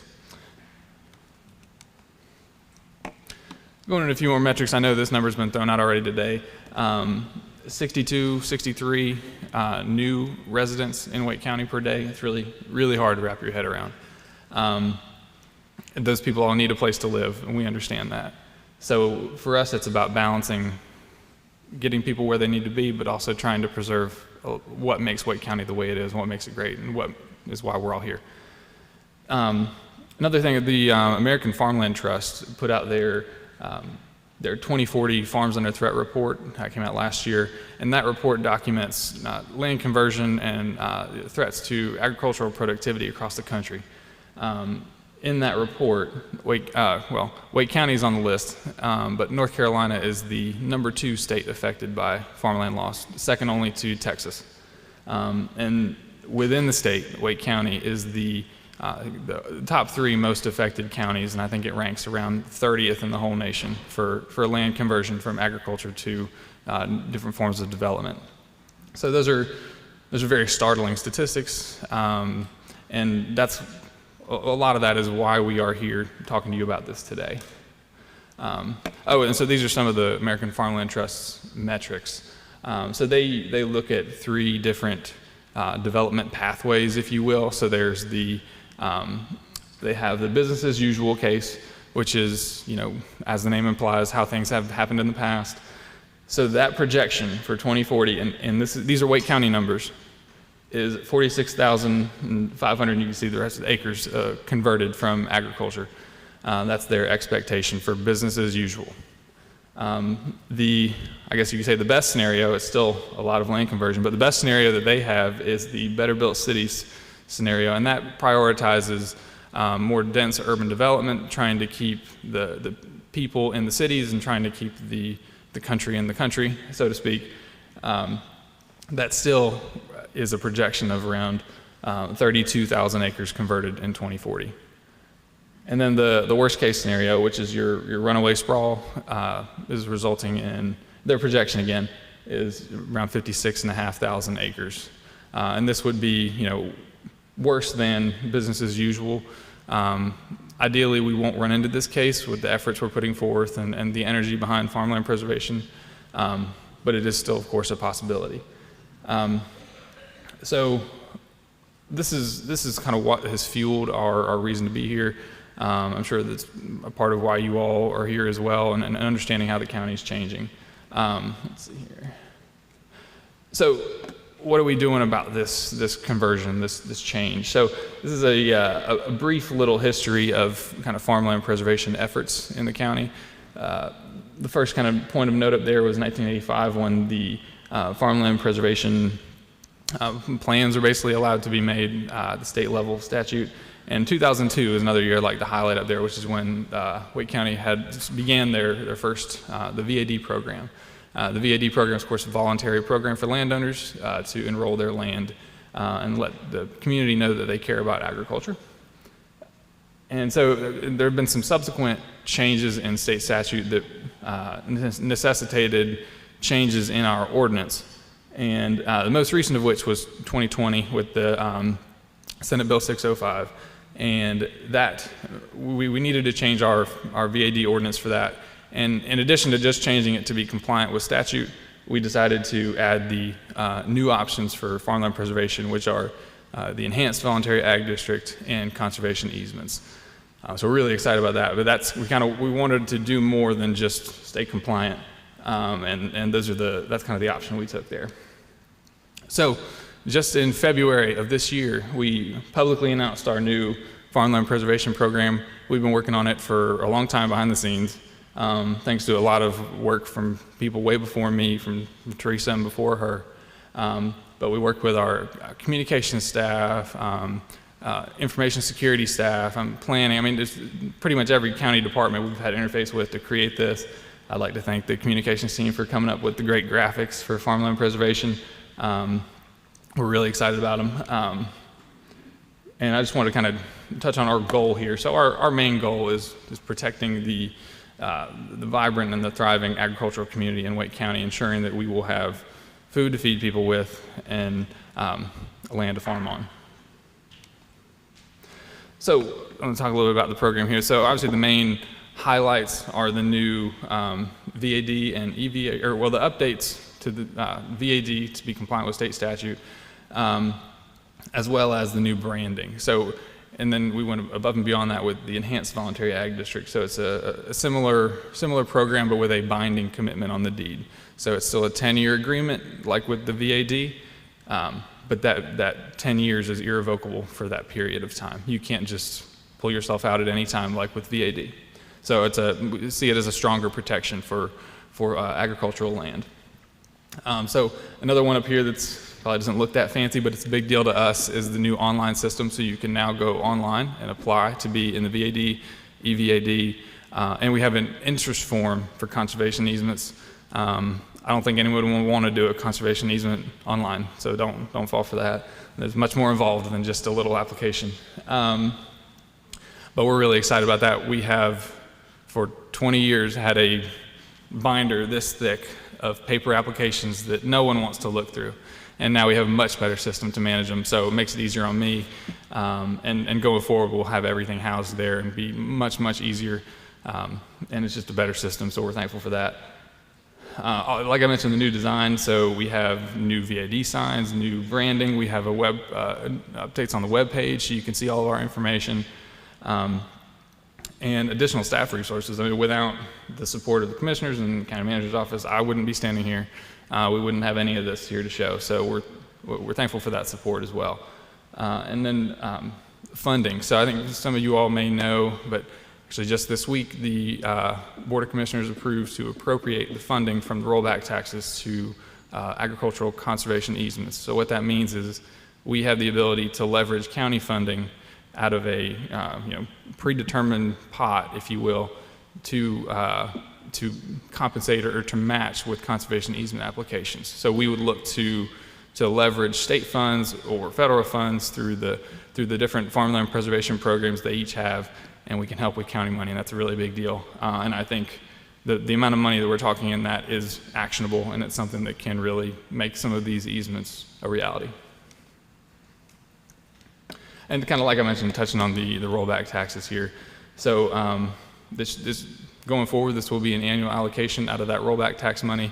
It was more than we expected this year, which is good and bad. Bad being it meant that more land than was expected came out of present use value, and that's how that money is formed. But the idea is take the tax revenue from land coming out of ag and put it into preserving more ag. And that's kind of how we sold it, and that's why we have it.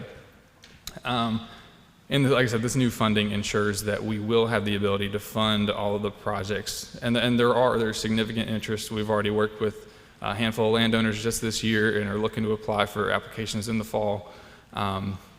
So there are people that want to have conservation easements on their land, and without these funds, we couldn't adequately service them and would need to be reliant on state and federal funding that is helpful and has been used in the past, but you can't guarantee it. All right, so I just want to walk through our programs really quick before I hand it over to Leanne to talk about easements. So these are our new VAD and EVAD and conservation easement signs and branding. So the VAD, as you all may know, the program isn't new. I know we've got some landowners who are enrolled in the VAD program here in the room today, and that's great. So VAD is a 10-year commitment to keep your land in agricultural production. It can be withdrawn at any time. We just ask for 30 days written notice to the Agricultural Advisory Board, who oversees the farmland preservation programs through our office. And you may, of course, it can auto-renew, and you may renew for as long as you would like to there. And really, one of the main points of the VAD is showing your commitment to agriculture and your current land use. It may provide assessments for utilities, as that bullet up there states, but it's really also is used as a planning tool, and more we see that in looking at routes for new roads, new utility lines. If by showing that you are in the VAD, you're showing your commitment to agriculture, and you're showing that you're not planning to have that land change in any way, and that commitment can sometimes, shift lines on maps for future roads. So we see it happen. So it's just showing a commitment. Nothing binding, but it also does, if you ever have to deal with any condemnation of land for utilities or roads, it does give you the ability to have a public hearing to state your concerns, which is something, if you're not in it, you're not guaranteed. And again, these are just some of the extra benefits of the VAD, and also for anyone interested in further protection, such as a conservation easement. Being in the VAD is kind of seen as step one. It helps you rank higher on those conservation easement applications, and it helps you rank higher for cost share through our office. So we have that sometimes with cost share projects. If someone's in the VAD, that's extra points, and it might mean they get funding ahead of someone else, just for that. All right, so the Enhanced Voluntary Ag District. So this is our new one. We're excited about this. So this is a state program that we're bringing to Wake County, and it has some overlap with the VAD in that it's a 10-year agreement, and then it renews for a 3-year agreement after that, unless you choose not to. But the big difference here is that 10 years is irrevocable. It's noted on the deed. It will be at the Register of Deeds office, and you can't just remove yourself from it. It's tied to the land and not tied to the person in that way. So we see it as a stronger protection, maybe a step up from the VAD, but still not quite a conservation easement. And then some of the additional benefits to note with the EVAD program are that you can receive up to 25% of profit or of revenue from non-farm products. So that's a big deal for farmers that might have a farm stand. They don't have to sell. There's a threshold to remain a bona fide farm, so this gets them out of that a little bit. And you're eligible for a higher percentage of cost share as well with EVAD. And also for kind of similar for easement applications as well, for like federal ranking, for if you wanted to do the agricultural land easement program through NRCS, you get a higher ranking score for being in the EVAD, showing that commitment to farmland preservation. And then the last point I wanted to touch on here, and then I'll hand it over to Leanne, is our conservation easement program. And again, we're new to this, just as with EVAD, but the main point is trying to protect the best suitable farmland in the county permanently here. And this involves basically selling or a transaction to sell or donate the development rights on that parcel. So think of property rights as a bundle of sticks. That's how it's always kind of been taught to me. And you basically are selling that one stick out of the bundle, and that is how we look at easements. You're selling that development right to your property, but it's still your property. You have all your other rights and privileges. But with that, I think I will scoot to Leanne's and let her do a little more details with conservation easements. Thank you.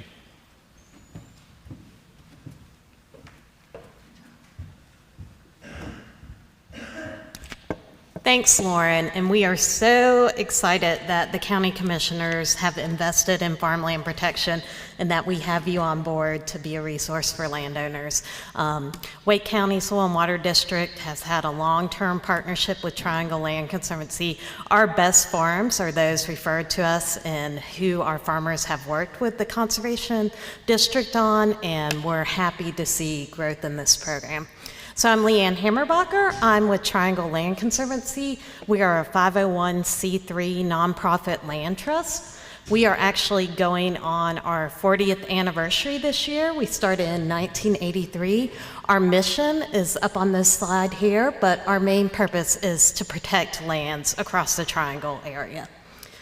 Here you can see our service area map, which includes Wake County, and since 1983 we have helped conserve over 23,000 acres of land shown in these green dots here.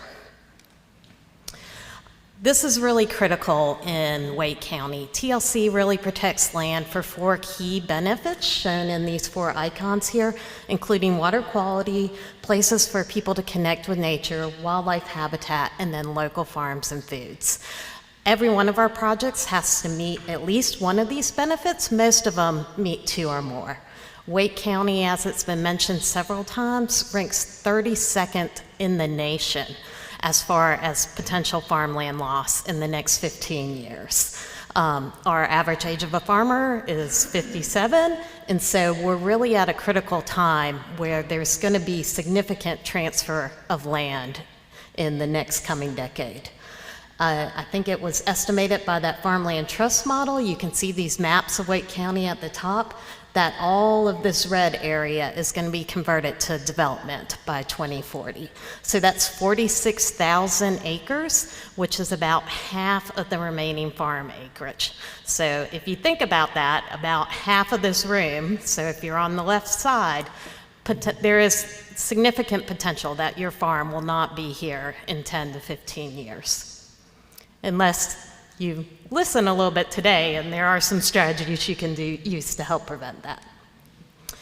And we got the updated numbers of this morning, but this was from last year, so we have about a 19% rate of loss.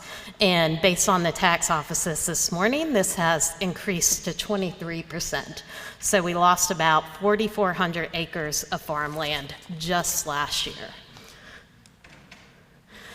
But there are some strategies we're trying to do to help slow this down and prevent this. And TLC has helped protect about 7,000 acres of farmland in our history.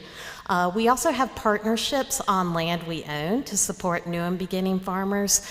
We have 2 farm preserves that provide space and opportunities for the next generation of farmers to help learn farming techniques and transition into owning their own farmland.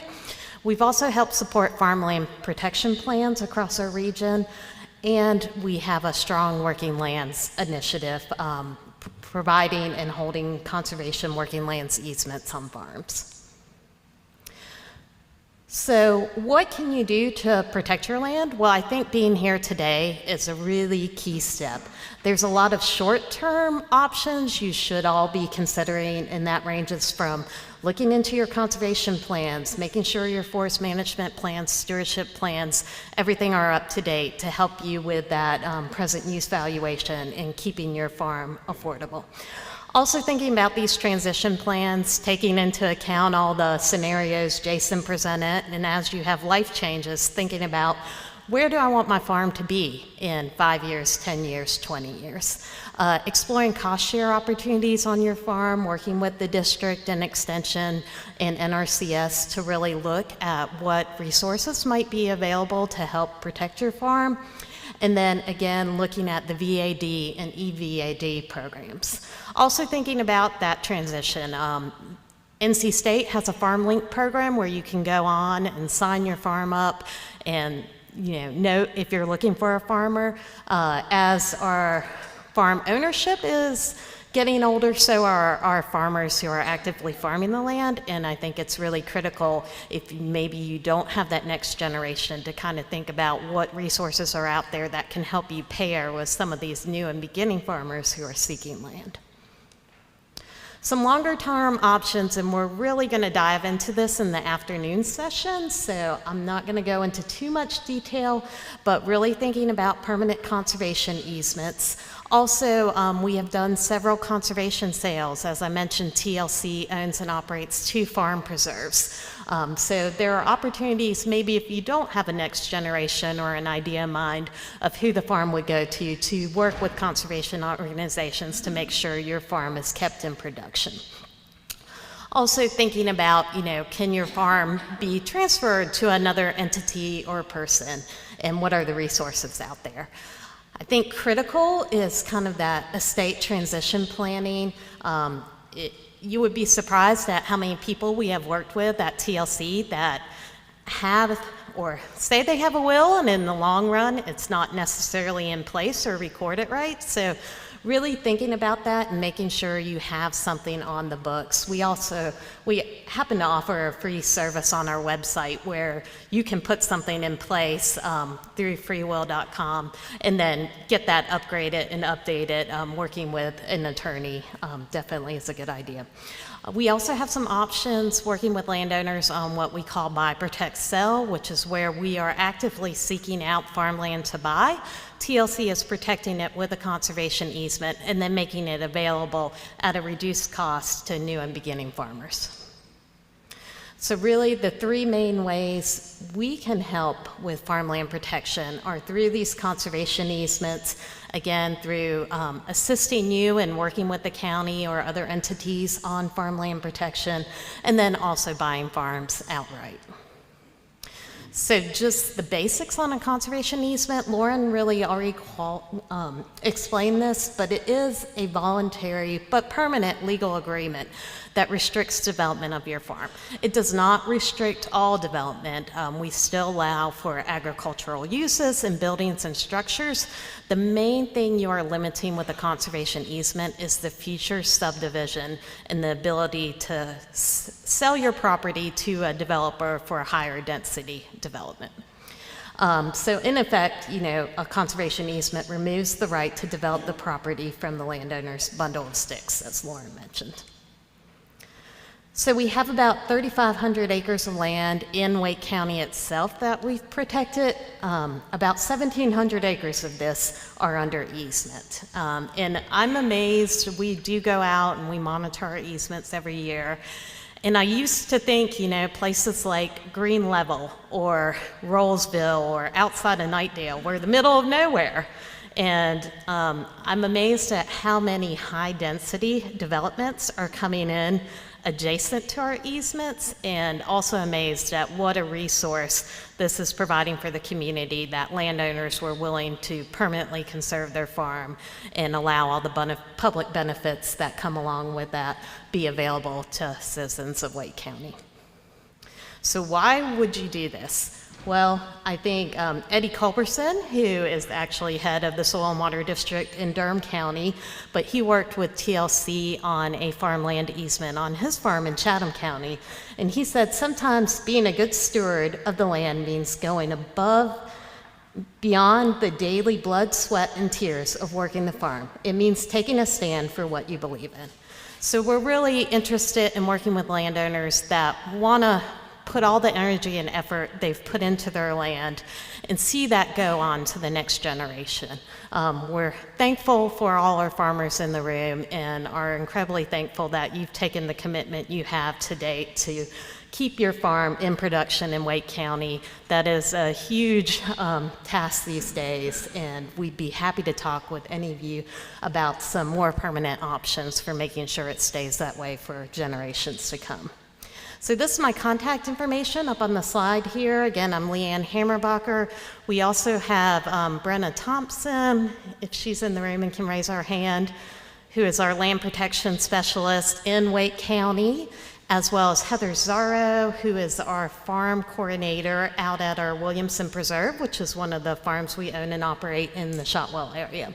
We're around. We'd be happy to take any questions at our table, and we'll also dive a lot more into the details about this later this afternoon.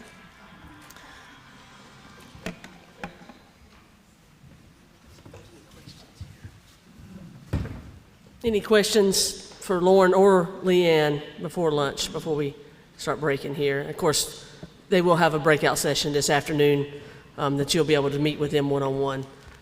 I think, try to give you some instructions for lunch. Are we going to do some door prizes? Do we have the thumbs up? We're going to do that? Okay. Get your tickets out.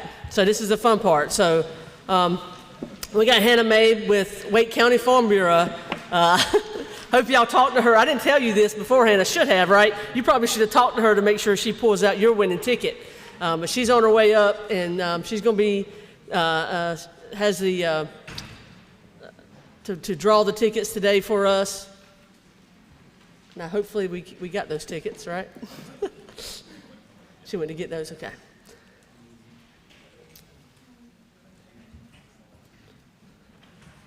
There we go.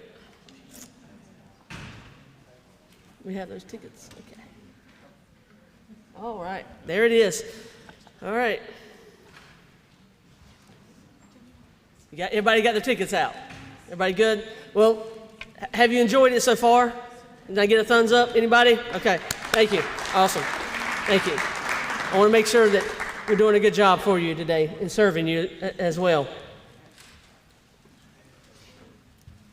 We got the hat first. Okay, Farm Bureau hat.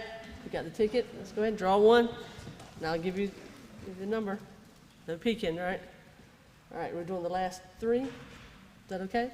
Last three. Let's do the last three. 221. Last three on the ticket is 221. Nobody? Somebody online? Just kidding. 221. Okay, we'll draw another one then. Okay. Thank you. 233. Might need to get my glasses. 230. We got it. We got a winner. Awesome. 233. It's like maybe it's me. I need to get my glasses to see it. So. All right, got rain gauge. Wake County Farm Bureau rain gauge here next. 242. 242. Right there he is. We got a winner. I want to remind everybody we have plenty of lunch. Please don't leave. Please don't think we don't have anything to feed you. They're getting the drinks in the back right now, and we're getting ready to serve you. So we got lunch for everybody here today. Another one? All right, another rain gauge. 202. Oh, I hear. Wow, awesome. Y'all should have sat up front. See, that was reasons why you could have been up front. That's where all the winners are at. So, just joking. We didn't do that. Camping chair. Coleman camping chair. I need this one. Let's see. 329. Oh, close. Oh, he wanted. I guess he was one number off. One number right there. David Adams. 329. He's got the Coleman camping chair. This is $50 gift card to Agri Supply. $50 gift card. Who could spend more than $50 at Agri Supply? Oh, I could. Going in there, didn't I? They got everything I want, so, okay.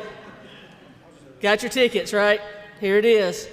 312 is the winner. 312. Nobody? $50 Agri Supply gift card. 312. Okay. Nobody? Okay. I'm going to the next.